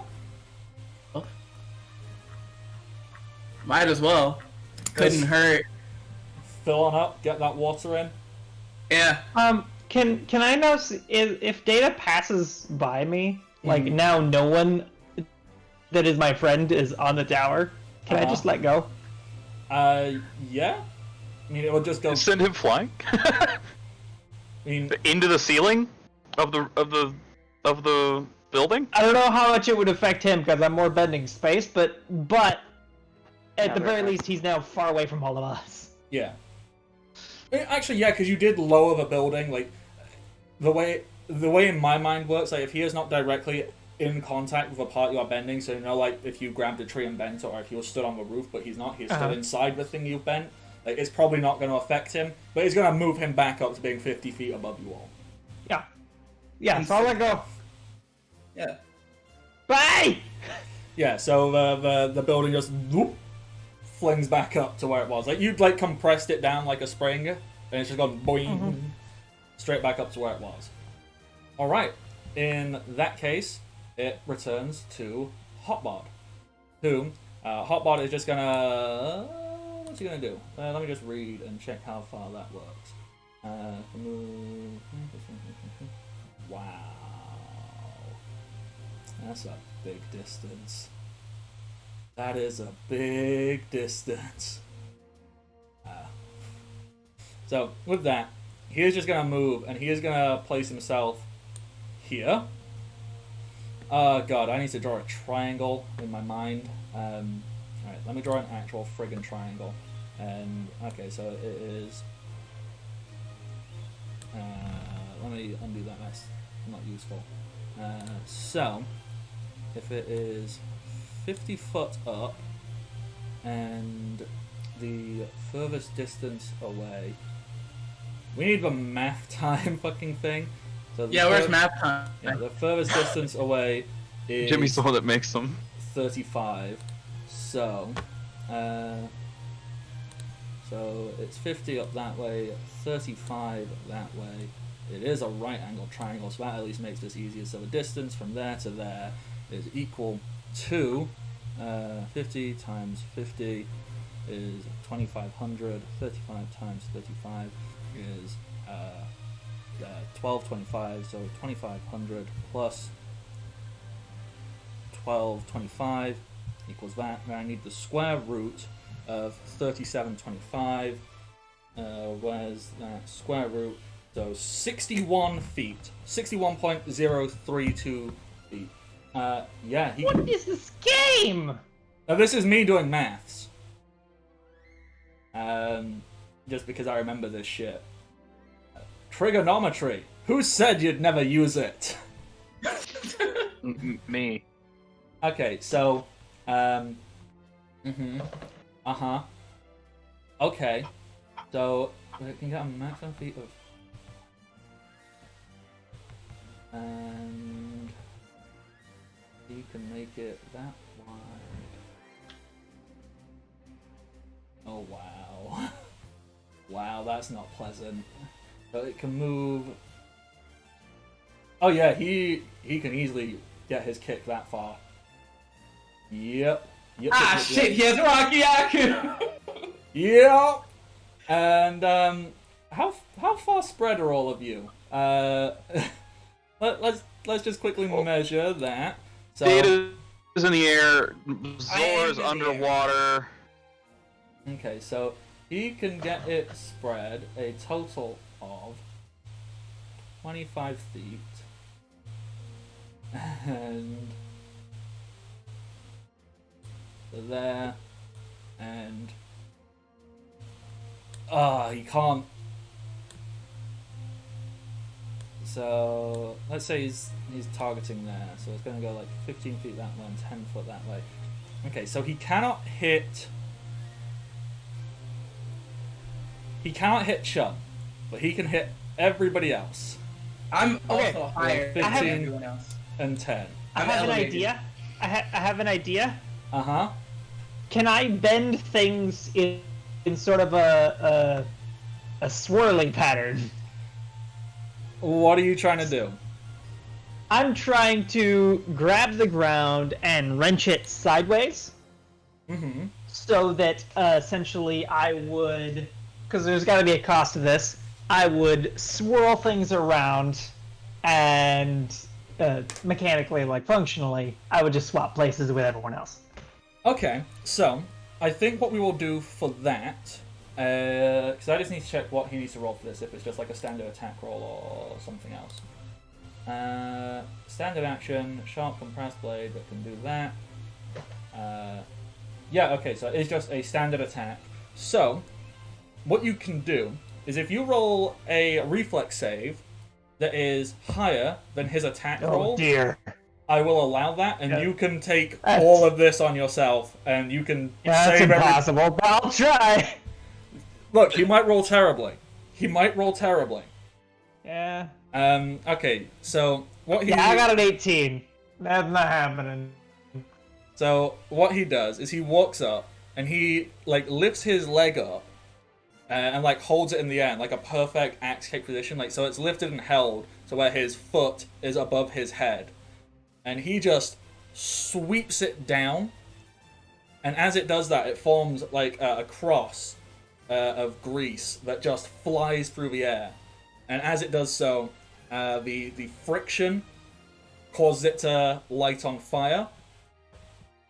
So he's basically kicking a flaming cross of air at you all. What is his attack? Nat 1! Wait, what? I rolled a Nat 1! Chum! Means an auto fail. Yeah, Wait, so that's an auto fail regardless. that is an Yeah. auto fail regardless. And We you doesn't can, even need to. you can still move everybody if you want to. Or what's going to happen is he's going to kick with so much ferocity that what happens is as his foot comes down, it catches on the edge of the building, which has been cracked open, and that's going to make him lose his balance. So before he can actually execute the kick, he's going to tumble out the window and fall 50 feet. Woo! Wow. Okay. So, I don't know if Logias take fall damage. We don't. You don't, so that doesn't matter. God damn it. Unless. How fast is he falling? Oh god, I don't want to do more maths. Because if I could get to him before he hits the ground. You can catch him on your boot. Yep. Okay, hang on. Doing maths. So, assuming that this is the same gravity as Earth. Alright. Oh dear. No. Yeah, I don't want to find out how fast. Just say this he something falls falls. at he falls at a turn, Yeah. and just make Data do a reflex save or something if you think it's fair. Okay, yeah. Data. On Data- it. Do a reflex save. See if you can zoom back. I think a 32 is good. You can totally zoom back, and you can like. 32. Okay, so Data, you're gonna like a baseball slide across Yeah. the ocean, and you're gonna land and just stick your foot up. So basically, he is gonna fall and connect with your foot and take the fall damage from that, because you essentially negate his devil fruit power as he makes contact with the ground. Cool. So 5d6. Lion fall Barrage or Uzumaki Barrage? I don't know. Taifu no tiger trap. Okay, so 5 10, 14, 16 damage. Although, technically... Yeah, shit, he's still technically in his Tekai stance.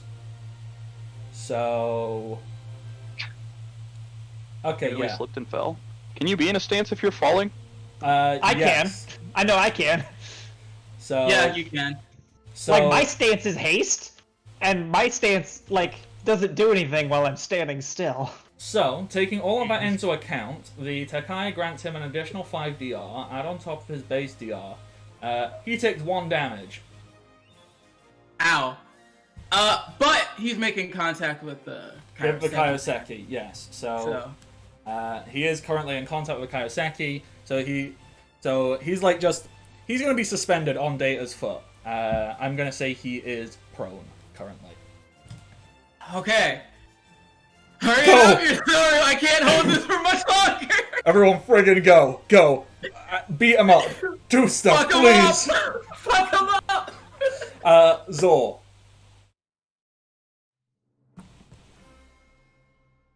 Dakota? Dakota, you might be muted. Smack him, you can hit him now. He can't move. Is Dakota not around? I think I heard him say he'd be right back, but I don't remember exactly. I guess we could... Who would be next? Merc?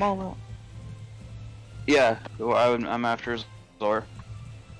I mean, it's all of us and then him. Yeah. Yeah. So, I mean, we can kind of go out of order a little bit, I suppose. He's on the ground now, yes? He's on Data's foot. Data's got his foot on him. So can we move pieces around? Like, where are people? Okay, so Data is... Oh, yeah, there. yes, I should. Hotbod is there, and Data's basically like on the ground with his foot suspended up. You see this dude. His body is not doubled over. It is like perfect. It's almost like he is planking on Data's foot. Yeah. Like, so he's like perfectly flat on Data's foot, but his body is solid. Like, he is not goop. He is not grease. You can go and whack him. Cool. He does currently have a ridiculously high DR, so unless you have some way to ignore that, he's probably only going to take 1 damage. I was gonna just basically hold my turn. Sorry, I had to go do a thing. Okay. I said I was gonna be right back. Yeah, I'm just saying your turn. We did something big happened though while you were gone. What happened? Data's got him on his foot. He's touching Kairoseki. He can't move, and he's not solid, so we can fuck him up. Yeah. Okay, so can we combo attack then? Yes. I mean, What are you thinking? how does combo attack works again? I was literally just about to go check it. So Combined attack. There it is. Advanced combat, combined attack. Okay, so basically, All successful attackers combine their damage values into one total, and this amount is inflicted upon the target as from one attack. So we both have to hit, and then our damage is combined. Wait, me and you? Then it's reduced. Yes. everybody who wants to join into it. Which, I mean, it's all 4 of us, and then Landon? Mizora, and then Hotbod's turn again. If I participate, everyone gets a +2. Oh, sweet. Yep, because I have well-oiled machine. Cool. Here's the thing. Hold on, can I be part please of the pilot. combination attack if I use my turn to do something else? No, because you need to actually make the attack. So like, if you're using your turn to move and attack, but if you're using your turn to do something entirely separate, you wouldn't be making an attack, then no. Damn it, then I can't do what I was gonna do.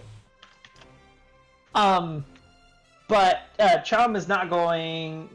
Well, yeah, so I think what I'm going to do is not attack, because what I'm going to do is try and give us more opportunities to attack by using my power to wrap him around Data's foot. Oh, nice! Okay. So, in that case, the people engaging in the combo attack will be Data and Merc, while Zor and Chum are doing other things. Okay. Okay. I would also, like, can I just as like a free action, can I take that cooling gel that I set and can I place it on top of him and then punch it so as it breaks on top of him? I mean, Can I just apply it to him as well as punch? Is what I'm asking. you can apply it and punch. Yeah. Okay. So I guess I have reach, so I don't need to move closer. Technically. Yeah, like, you don't need to move, so it would be like, we'll say your move action is, like, just chucking or placing it on him, or cracking it open and gently pouring it on his face, whatever it is you're doing. Okay. So I'll do that, which cooling gel will be applied and deals 1d4 cold damage for 10 turns, but it improves his heat resistance by 10 for set duration. Okay. So, Cool. at this, I'm assuming at the start of his turn. There's no save or anything, by the way, it just is. Yeah. Oh, okay. One quick question: do I have to worry about igniting any oil anymore at the moment? Not right this second, no, except all the grease that is laid around inside the room, but no one's in the room, so you're good. Yeah. So far. So yeah, I guess I'll do that, I'll apply that, and then I will punch. Since I don't have to move, I can do a 4-round action. Yeah. Yes? Well, we'll say your action is one action is that, so you can still only get one punch in this turn. Next turn you can Alright. fully wail in. Fine, alright. Let's But- see. I rolled a 16 to hit. Do I even need... Okay, so I need What's to his roll to hit defense? as well. Well, let me just check. If he's- While prone, it's probably less. I was just And the going to thing check is, that. I'm doing the same. I'm doing it from a distance, so I'm throwing the hammer like over Merc. So I don't have Zor to is move either. joining the So attack. you are going to attack. That's good. Yes. Okay, so prone, he gets a... Okay, so he gets a -4 penalty defense against melee attacks, but a +4 against ranged attacks. Okay. So -4 on his defense from me, but Yeah. +4 on Zor's, but no, I don't know. Okay, so I'm just It's a going to thrown roll... melee weapon. Okay, so the -4... okay, so he rolled a 16 on the die against Data. So even with his -4, take it like so. Merc, your attack. He's still rock Fine. solid, so sadly that doesn't work. God damn it. Zor, well, he rolled a 4 on the die there, so Of course. he does not get a 30. Oh wait, I- did you wait? I'm Mark, using- Did you count your +2 from Chum? No, I'm I not didn't count participating in the attack. I didn't count much. He's not Yeah, part of the attack. Oh, okay. So I'm Zor doing other things, so it won't hits. Merc doesn't, sadly, but Zor does. And Data, are you joining in? I'm using the momentum, by the way, Yeah. to kind of pull me Okay. over. Yes, Yeah. that's why I have it this designed with the changes to use the In a momentum way. of throwing it around to move me without Uh, actually moving. Is his mouth open? I'm gonna say Probably will be after I hit him. no. I'm gonna say No? he's doing like a blue no, like gritting his teeth to maintain this Tekai, like. "Urgh!" That's fine. Well, see, the thing is, I'm aiming right for his head, so if I hit it just right, his mouth will be open for you. Because he'll probably have no more teeth. Deo is gonna stick his fingers up his nose and vacuum all the air out of it. Oh God. That'll break his that concentration. work? How would this work? What are the stats? What do I roll? Con damage? Fort save for con damage, I guess? Yeah, let's What do I like to that. imagine is, right after Data sucks all the air out of him, his body's just gonna soften up, and that's why I'm just gonna club him right in the head. Okay, so fort save. Okay, yeah, that's a real good fort save. That's a 17 on the die, so that takes it up to like a Oof. 30. up to a lot. Up to a big number. So he is going to make the fort save. You can still just like hit him though to add into the combo attack to maybe deal damage to him. Fine. In that case, I'm gonna smack him in the back of the head. Yep. So basically, yeah. I'm gonna punch up, like uppercut him right in the back of his head towards the hammer that is coming down. Ooh. Nice. All right. Mm-hmm. Because the way I'm imagining I'm doing is I kind of throw it up and sling it, and as it's slinging, I'm using the basic momentum to lift me up out of the water, so I'm kind of above him as I'm doing this. Okay. Data, do your punch. 14. That is a nat 1 on the defense roll. Nice! A So- just normal slap. So, Zor, Data, roll your damage and add it together, please. Will so do. Ah. D12.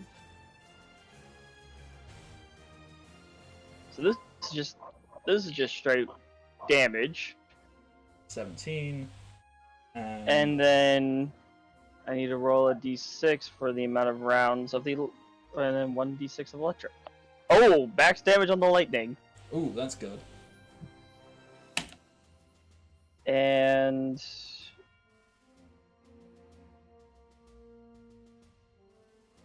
if he doesn't make the save, he needs to make, I believe it's a fortitude save. Okay, well, he's going to make that save. That's a 16 on the die, so that's like a 29 fort save. Yeah. Okay. But the collective damage you deal, so 17 plus 12, that is 29, plus 6, that is 35 damage. Okay, so collectively, you get some big hits in. And it's impressive, it's sizable damage. However, you're aware of how hard you can hit. You Right. know that less than half of the force you just dealt actually went through. At least something went through. Yeah, less than half. So, you know, this big thunder hammer cracks into him, you punch him in the back of the head, you know, electricity is like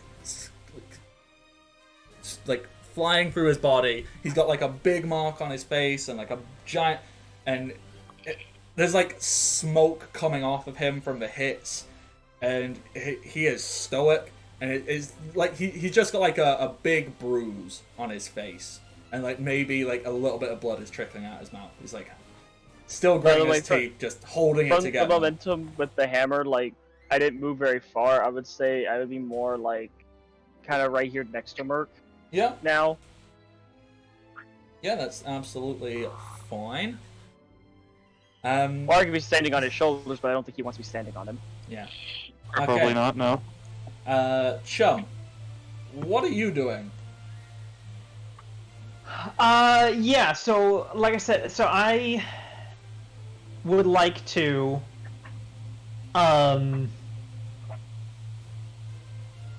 I'd like to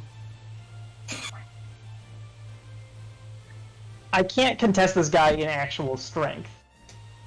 Obviously. Probably not. No. But the thing is that he is I can bend what he's made of. Mm-hmm. And I would like to do that. I would like to take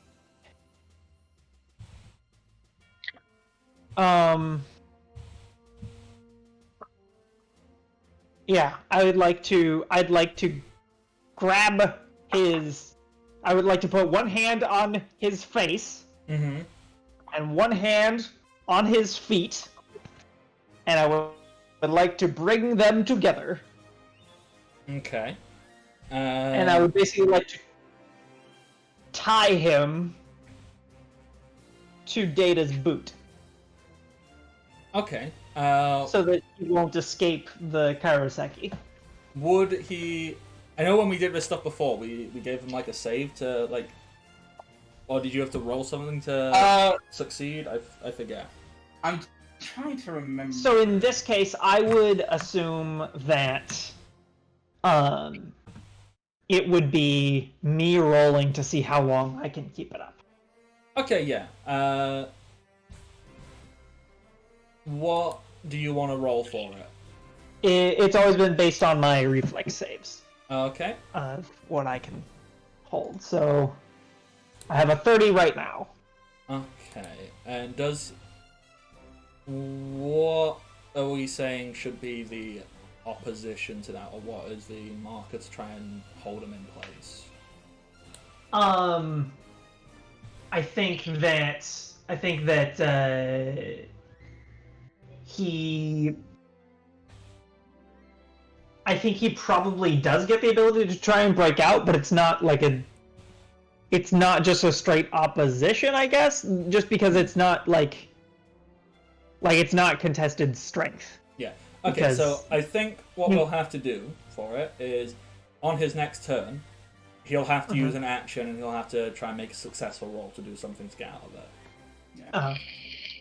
Yeah. Alright. So, yep, you have, like, tied him around Data's boot, so you're basically... Sadly, Data is now slightly encumbered. He's got a dude tied to his boot, That's fine. but you have at It's least... Kairoseki. You have at least stopped him from being able to, like, just grease powers and fuck everything up next turn. He at least has to lose a turn. And... I'm also pretty sure. I'm trying to find Sea Stone effects, but I know it does something else. I know Sea Stone, the two things it does is it nullifies double fruit users and it extremely fatigues them as if they're in the ocean. Yeah, so you know what, let's just Google Kairoseki. Not Google, search in here. In the thingy. So there's Tinker. No. Okay, so there's like nothing on it. In here anyway. So that's what Tinker is, just returning for that. So it does that.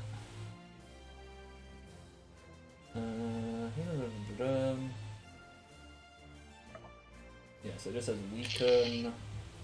No. Because I was just told to delay him, Okay, so right? you were. So a Devil Fruit user wearing Sea Stone handcuffs, for example, cannot use their powers and have a general feeling of weakness. Just brushing up against a small piece of Sea Stone can impact a Devil Fruit and cancel powers out for a short duration. Sea Stone seems to be malleable as iron and can shape. Okay, so that's literally all it says. Oh, Okay. of course. Of course, it's not. Well, Like that's pretty vague. All right, go vagueness. Okay, Hotbod's turn. So since he is currently physically tied up around Data's boot, he's gonna have to use his action. Sorry, Yuzora uses his second round. So basically charging up. He's basically like doing a Piccolo, just charging up a special beam cannon for like 5 minutes. One more! Just one more! One more Have to round. live for one more round. Yeah. So one thing I'm quite curious about, when it says like you must use 3 full rounds, and so he started it last round, so that's 1 round. This is second round. Yeah. So does it include the 3rd round, or does it mean it goes off on the 3rd round? I think it's like the assassination ability, which I'm pretty sure goes off on the 3rd round. Yeah, like that is what would make sense to me. So you basically need to stand still for 2 turns, and on the 3rd turn you do the thing.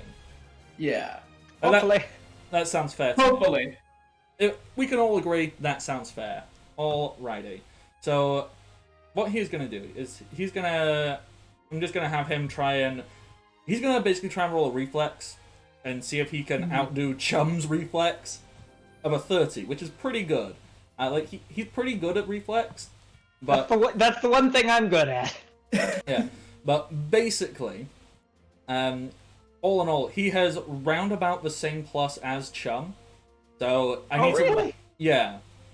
But that's what I've been operating on. I think he's got like 2 higher. So basically, he needs to roll a Okay. 15 or higher on the die. And the die fell off the desk. Of course. It always does. Okay, I'm gonna roll it here.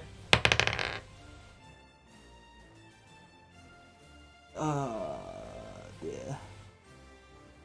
Did he not 20? No, as close to it as physically possible. With a 19. Oof. So, with all his pluses, that takes it up to roundabout, like a 33. So he manages to break free. However, he is still prone, because he needs to use a movement action to stand up.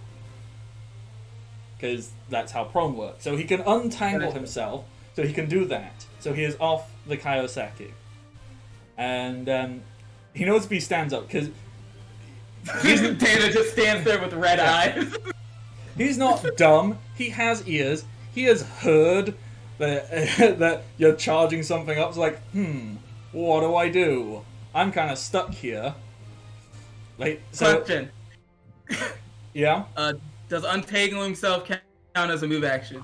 I'm gonna say no. That's a save. Oh shit! But he does take Okay. 1d4. I forget. He needs to take his 1d4. Cold 1d4 damage. cold. That's 3 damage. So is that. What you do notice, actually, is as he untangles himself, I'm going to say he untangles himself and then the cold damage takes place. So he untangles himself, and you can see that, like, he regains some of his low gear form. You see some of the aspects of Grease. You see them almost overreact to the cold. Like, so much so that for this very malleable body,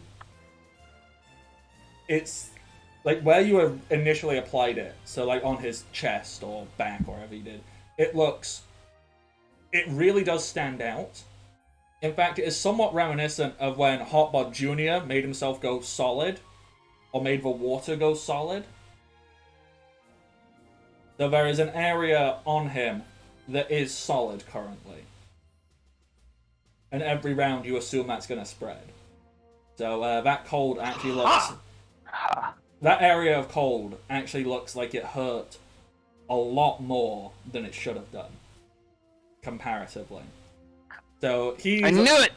So he's laying on his front, like so he's gonna untangle and he's gonna roll onto his back, and you can see like his chest is like, you can see like from his chest it is like spreading out, and you can see like his body solidifying a little bit, and he's kind of laying there and he's kind of like, what do? And that is me also going, shit, what the fuck can this guy do? What do I do? I'm gonna kick him. Yeah, and like, fine, yeah, he's got a real good defense roll, like he might be able to avoid right back. getting hurt. I'll still have my headset on, so I'll it's- hear when my turn comes up. Alrighty, so I think what he is gonna do is he's gonna lie there on his back, and you can see him looking around as he is clearly thinking, and he just like lets out a breath, and his breath is cold, which is very weird. He's like, okay, this doesn't look great. Grease Geyser! And with that, from his back, he is going to essentially create an eruption of grease to propel himself up. Very similar to how Data propels himself through the air. But, so basically he just creates like a blast of grease, and he's going to throw himself up into the air by 50 feet. Data, you do get an attack opportunity on him for doing this. I'm gonna drop kick him. Go for it.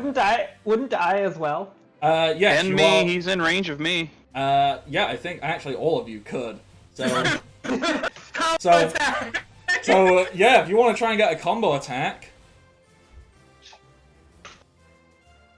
Yeah, let's combo attack. 16 to hit. Oh, god damn. I am basically incapable of hurting him, but I will help in the combo attack, which means you all get a +2. So I have an 18 to hit. Uh-huh. Great. Cool. And Why do I keep rolling crap to hit? Sash! Lala, do you really need a bark right now? I'm gonna go with no. Yeah, I don't Okay. think I do much. So we have an 18. Is the +2 factored into there, Chum? Oh, no, it's not. Sorry. Okay, so we've got an 18. 18 to 17. oh wait, let me. He has to roll defense against each of these, by the way. Okay. Yeah. So I'm gonna start doing that. Okay, so the first one, yep, he blocks Merc. Nat 1s against Chum, so Chum hits him. Ooh! Oh.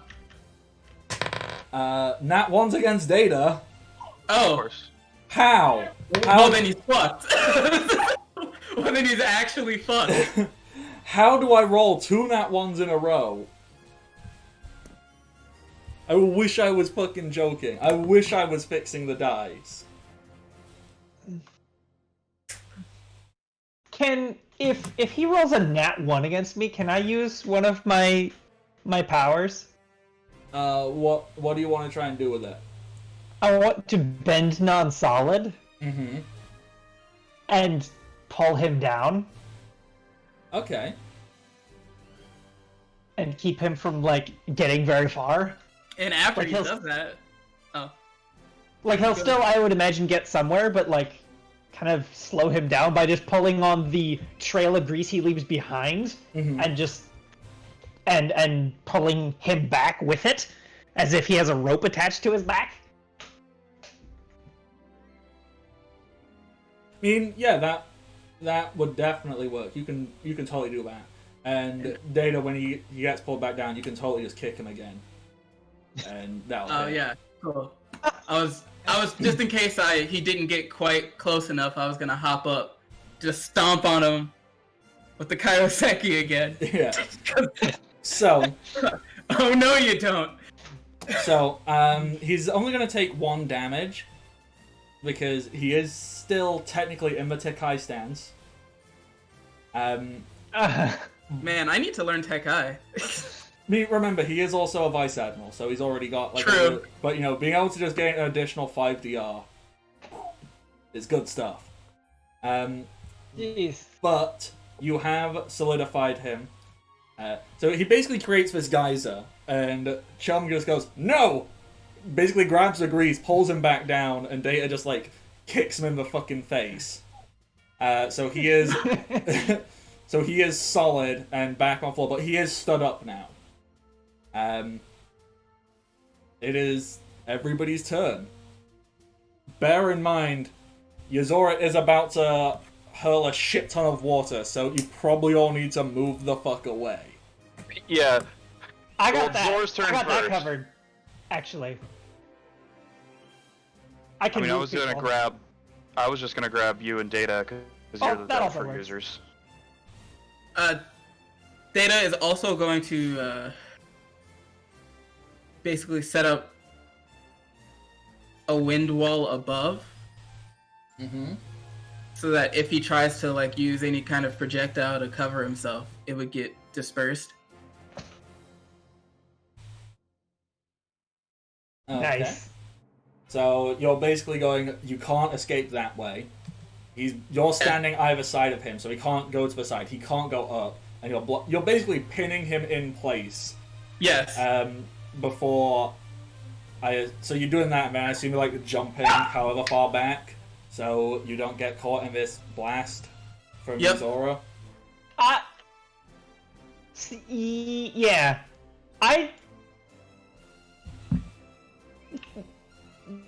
Merc, you can rescue us later. Yeah, I mean, but like, just because a shit ton of water is gonna come this way, I don't want to lose y'all in the torrent. No, but If I was- you can rescue us later. We need to make sure he doesn't Yeah, get caught. he is. He doesn't get away. You want me to So- grab him? No. I mean, actually, that would be a good idea. But I'm staying here. I didn't miss anything, did I? Not yet. Exactly. Well, you could have Other than I made know, you other could than I make an know Hotbot attack. is screwed right now. You can make Oh, an yeah. attack of opportunity because he tried to escape, but you stopped him. Yeah. Chum basically grabbed because he was laid on his back and he tried to create like a geyser of grease to throw him into the air, and Chum managed to grab it and pull it back down, and then Data kicked him in the face. So you can try and hit to actually deal more than 1 damage to him. That would be good. That If I you didn't- did, you did That not one, hit. failure. Your hammer swings and it smacks into the side of a wall and embeds itself in the wall. You know what? I'm gonna use this as an opportunity because I didn't move, so I'm gonna use the rest of my turn to drag it back so it just builds up another charge. All right. Makes sense. Bear in mind, Yuzora is going to unleash his big attack this turn. So if you're using your turn to pull your hammer out and not moving, you're going to get caught in this big ass torrent of water. Oh, at least he can swim. You know what? And actually, you know what? With that note, instead, I'm gonna take the second chain I have and basically throw it out until both Data and Chum wrap this around you. No. What? Can in case the water. Nah, me and Chum's on the same. Me and Chum are on the same page here. Okay, I've got to keep you off the ground. This is a bad guy. We need to We'll stop be him. fine. Data takes a deep breath, like a real deep breath.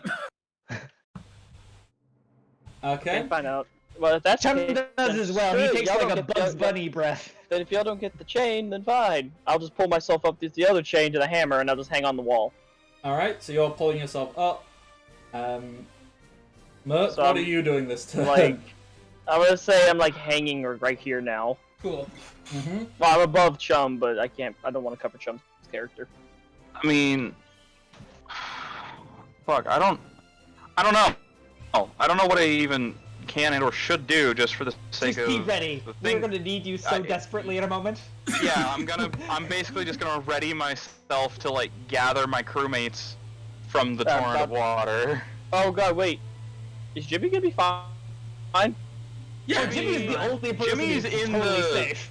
Jimmy's the only one who's safe from this. Yeah. Currently, right now, I'm saying that Jimmy has spent this entire combat tangled up in like a rope harness above the water, going, "Oh God, what do I do?" So Jimmy's totally fine during all of this. So This is like the little rabbit goes down in the. Wait, how? How did that work? So, Merc, I assume what you're going to do is this giant blast of water is going to come. So I assume you probably, like, crouch down and get all your arms ready to, like, leap and swim through the water when it comes to grab your friends. And with that, Yuzora, who has been underwater this whole time, you just see, like, one small bubble just kind of floats up to the surface and pops and goes, "Ready!" Uh-oh. And with that, you can see the tide pull back. All the water that is anywhere near you just pulls back to a point where Yuzora, you see him, the water pulls back past him, so he has physically pulled the ocean back to where he is stood on the sand, and you see he is basically holding the current. Like, he has pulled it, and you see the swirling current of ocean being held, and he just pulls it over his shoulder and he just hurls it, making this huge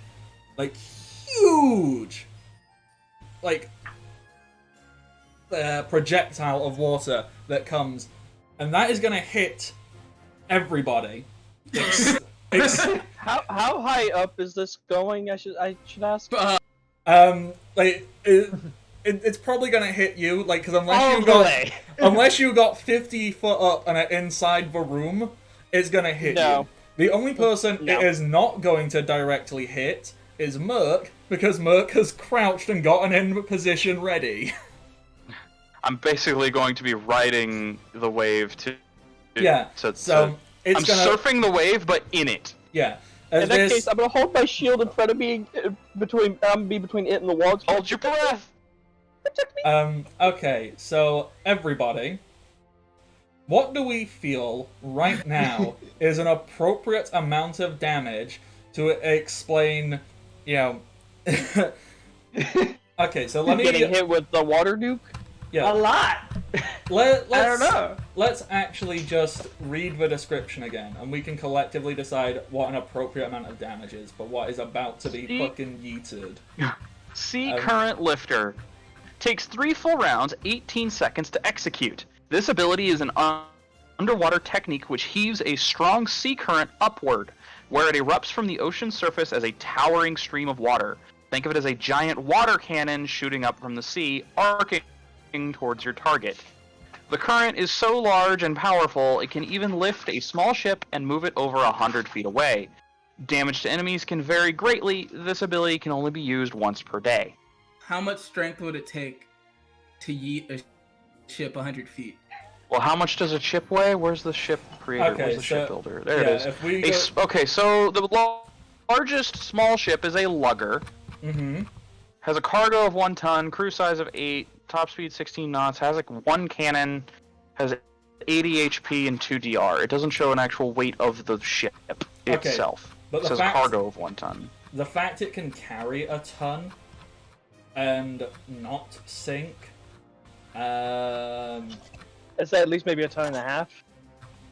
I would have to do density maths and Most cars are a ton. Or most trucks, I mean, are a ton. okay. Some cars are lighter than that, like 1,500 or less. Yeah, but like most decent sized Shit, I trucks. think Big-ish mine's only like Yeah, yours is a Kia Soul. Like- it's like 14, 13. It's very light. Okay, so I would just suggest you all be thematic. And Yeah. instead I- just roll. I think for ease here, instead of stating an actual amount of damage, so we are not doing 69d6.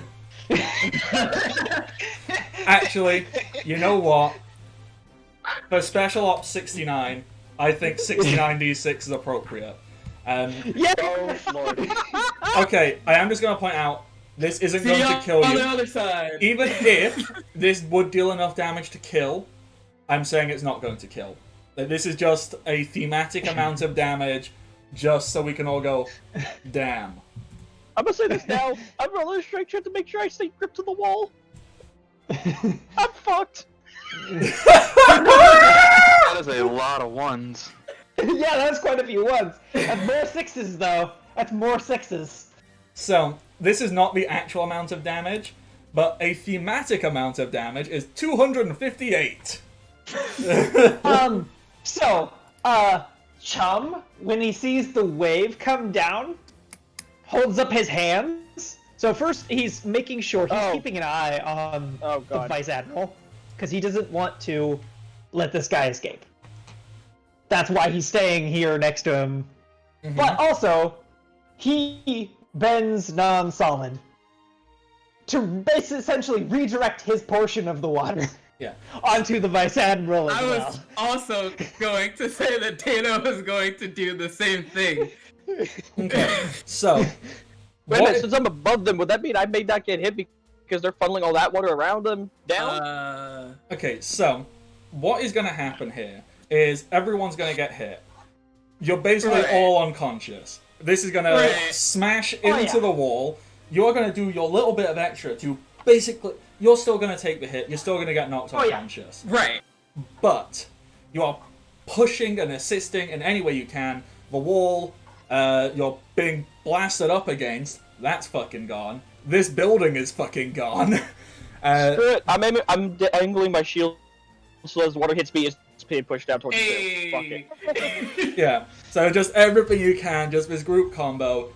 You're all unconscious, you're all out, you've got 3 Devil Fruit users currently now encased in this water, and it's just gonna fly through, it's gonna go through this entire building, smash through the wall, fill the hallways, wash you out into the courtyard, and Merc is just gonna ride on through it, and Merc, thematically, you can just grab your 2 Devil Fruit users, so they don't, like, drown or die.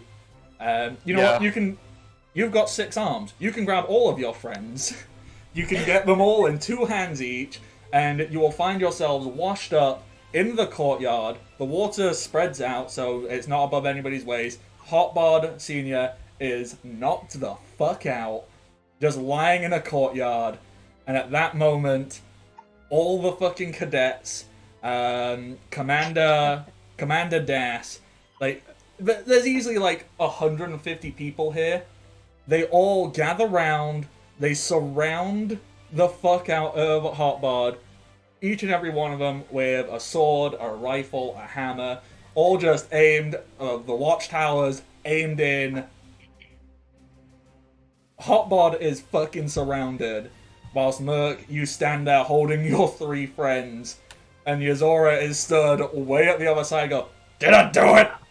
I think I did it. Yeah." Yes. Jesus fucking Christ. We just took on a Vice Admiral. I mean, He survived. so, Merc, you're the only person currently conscious. What do you do or say? The hell? What was that? That was Data. Oh, Tata's unconscious. Yeah, y'all three are unconscious. He's just gargling. Oh my lord. My hammer's just dangling from its chain, like behind you. Yeah. There's like one brick that managed to like hang into the wall, and the hammer is just dangling from it. I'm just like, oh. Merc, Not conscious, I'm saying it, just. Merc, you're the only person who's conscious. There's all Arrest that man and get a new vice admiral in this blue. At that point, Commander Hardass kind of looks at you and goes, probably could have done it a bit quicker. Just saying. You're the one who was unconscious. You can't say shit, Valid point. Captain. Valid point. But, yeah. Next time, try not to destroy the entire building. You know. There's always room for improvement. Remember that. Fuck you. Zor's arm just slightly raises, and he gives the most weakest of flipping him off, and his arm just drapes back down. I'm a pirate. And with that, I think we are going to wrap up today's session here. Not what I had planned. I see the terms the court hearing a lot further ahead. This is not remotely what I had planned. I expected this to be like a mini encounter, and then some stuff would be laid out, and then you'd come back and you do a bigger encounter, and like some. But no, fuck it, no. Bardic, we did the same thing we did with Hotbot Jr. You expected a little beat down, and instead we turned it into a massacre. I mean, to be fair, there's only We got really fucking lucky. Yeah. the 2 nat 1s in a row really didn't help. Just to point out, you realize the chance of getting 2 nat 1s in a row is a 1 in 400 chance, right? And you. Yeah, something like that. Yeah, because it's 1 in 20 times 1 in 20, so it's 1 over 20 by 20, which is 1 in 400. Good lord. Math, my brain. We did a lot of maths today. I can't believe we did this. Woo! We beat a fucking vice admiral. I mean, we could only do it because we had a warlord with us. Hey. But still. Do we level up? Yeah. You level up. Fantastic. I don't remember. Level 5, we get what now? Because I don't remember which way the skills worked. I didn't remember which way the skills worked. In the aftermath of all of that, can Chum have stolen one thing, since he is a pirate? Yeah. He stole a fruit, just a random fruit. No. I want his hat. Oh my god. I mean, Hotbod wasn't wearing a hat? Oh, dang it! I wanted an admiral hat. Never mind. No, we take his coat. We can hang it next to the Hotbot Junior's coat we stole. It's disgusting. No. I mean, when We he's can not... hang it with the other one. I mean, it's doused in water, so all the grease will have come off of it. It's clean now. Yeah, I'm still. Chum doesn't wear shirts anyway. Alright. No, not the wear. We're gonna hang it up with the other one. It's okay. Accomplishment. So, remember you about to say something? Oh, I was just gonna have Data say, Oh, we get- unconscious. But get- someone has to drop the one-liner. Looks like Hotbot seniors all washed up. Alright. So, as Data says that, barely hanging on to consciousness, as the wrap-up scene to all of this. It'll be a unison groan as we all fall into unconsciousness. The wrap-up scene I'm going to give to this, which will also be the setup for next week. As all of this has been going on, there's been like a thunderstorm brewing above, to make it thematic. Azure just pulled back the entire fucking ocean. There was like this big thunderstorm brewing and dark clouds, and as it happens, rain starts to pour down, and there's a flash of lightning, and appearing almost out of nowhere. Data, well, you all know who this guy is. So, very tall man, easily, 12 foot tall, quite slender, wearing a pure white suit with a black tie. He's black. He's got like, how did we? Oh! Yeah. So black dude, pure white suit. He's got like a cigarette in his mouth, and it was.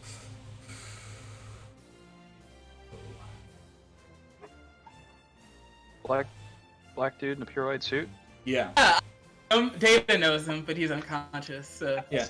He just lands. Like he just appears in this flash of lightning, and he picks up Hotbod, and he towers over Hotbod. He just picks him up by the scruff of his neck, pulls his coat off of him, and just throws it on the floor. And goes, nah, you don't get to wear that no more. So hey, special ops. Good job. Sir. By the way, you're getting a promotion. You've been moved out to the Grand Line. Straight from HQ.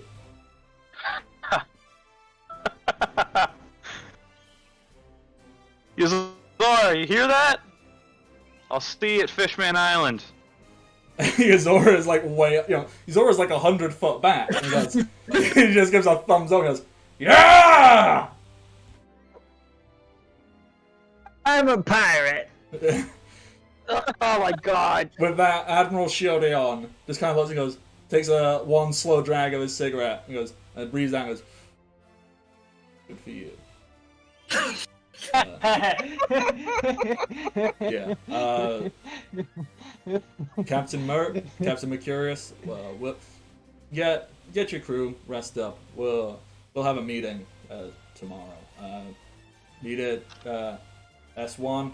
We'll make use of Hotbod's former office. Alright. I better take this guy and get him shipped out to Impel Up.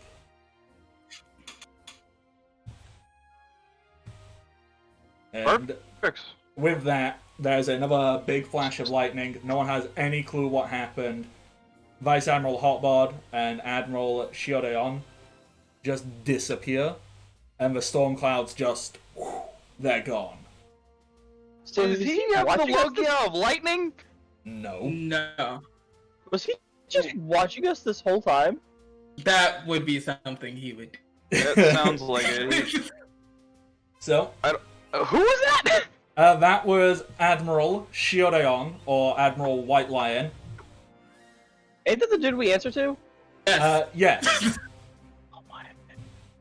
So, you're gonna have a I didn't even meeting. get to meet our boss. Well, you're gonna have a meeting with him in like a day or two to talk about your promotion and your next mission. My broken So- ass body. With that, we're gonna wrap up here today. Thank you everybody for tuning in. I'm the Bardic Knock. You can find me on the internet, Twitter, Twitch, Patreon, and YouTube, all as the Bardic Knock. I produce this apparently. There's also a Discord server. Join that. Check stuff out. It's where we chat a bunch of shit about stuff, and it's a real good fun time. Players, who are you? Hi, hey, I'm Nick. I'm also known as Strider Winters, practically everywhere on the internet. Except for Twitter, because over there it's weird, so over there I'm Nikias Rotor. Most oftentimes you can find me here. You can find me on Bardic's channel or Discord server, as that's where I exist more oftentimes than not.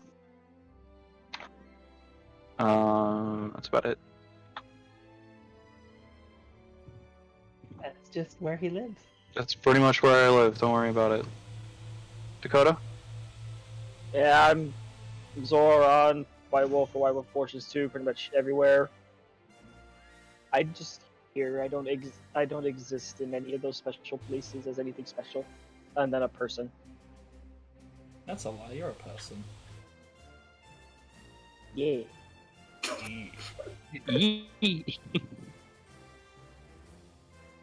Shogun, I was playing Chum. That is all. Thank you. Actually, no. I am part of a Twitch channel now called Cryogun. Check that out. Yeah, it's like a compilation it's channel, isn't it? A bunch of you guys. Yeah, that's the idea. Yeah.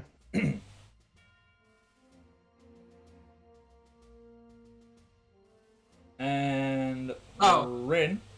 Yo, I'm Data. I guess I'm Rin. I play Data. There we go. That's what I meant. Same thing. Can't find me anywhere. Don't try looking. That is all. Alrighty, and with that, everybody, we'll be back in 2 weeks' time. Yeah, that's about it. Until next time, everybody, stay safe. And Bye. happy adventures. Bye-bye. Bye bye.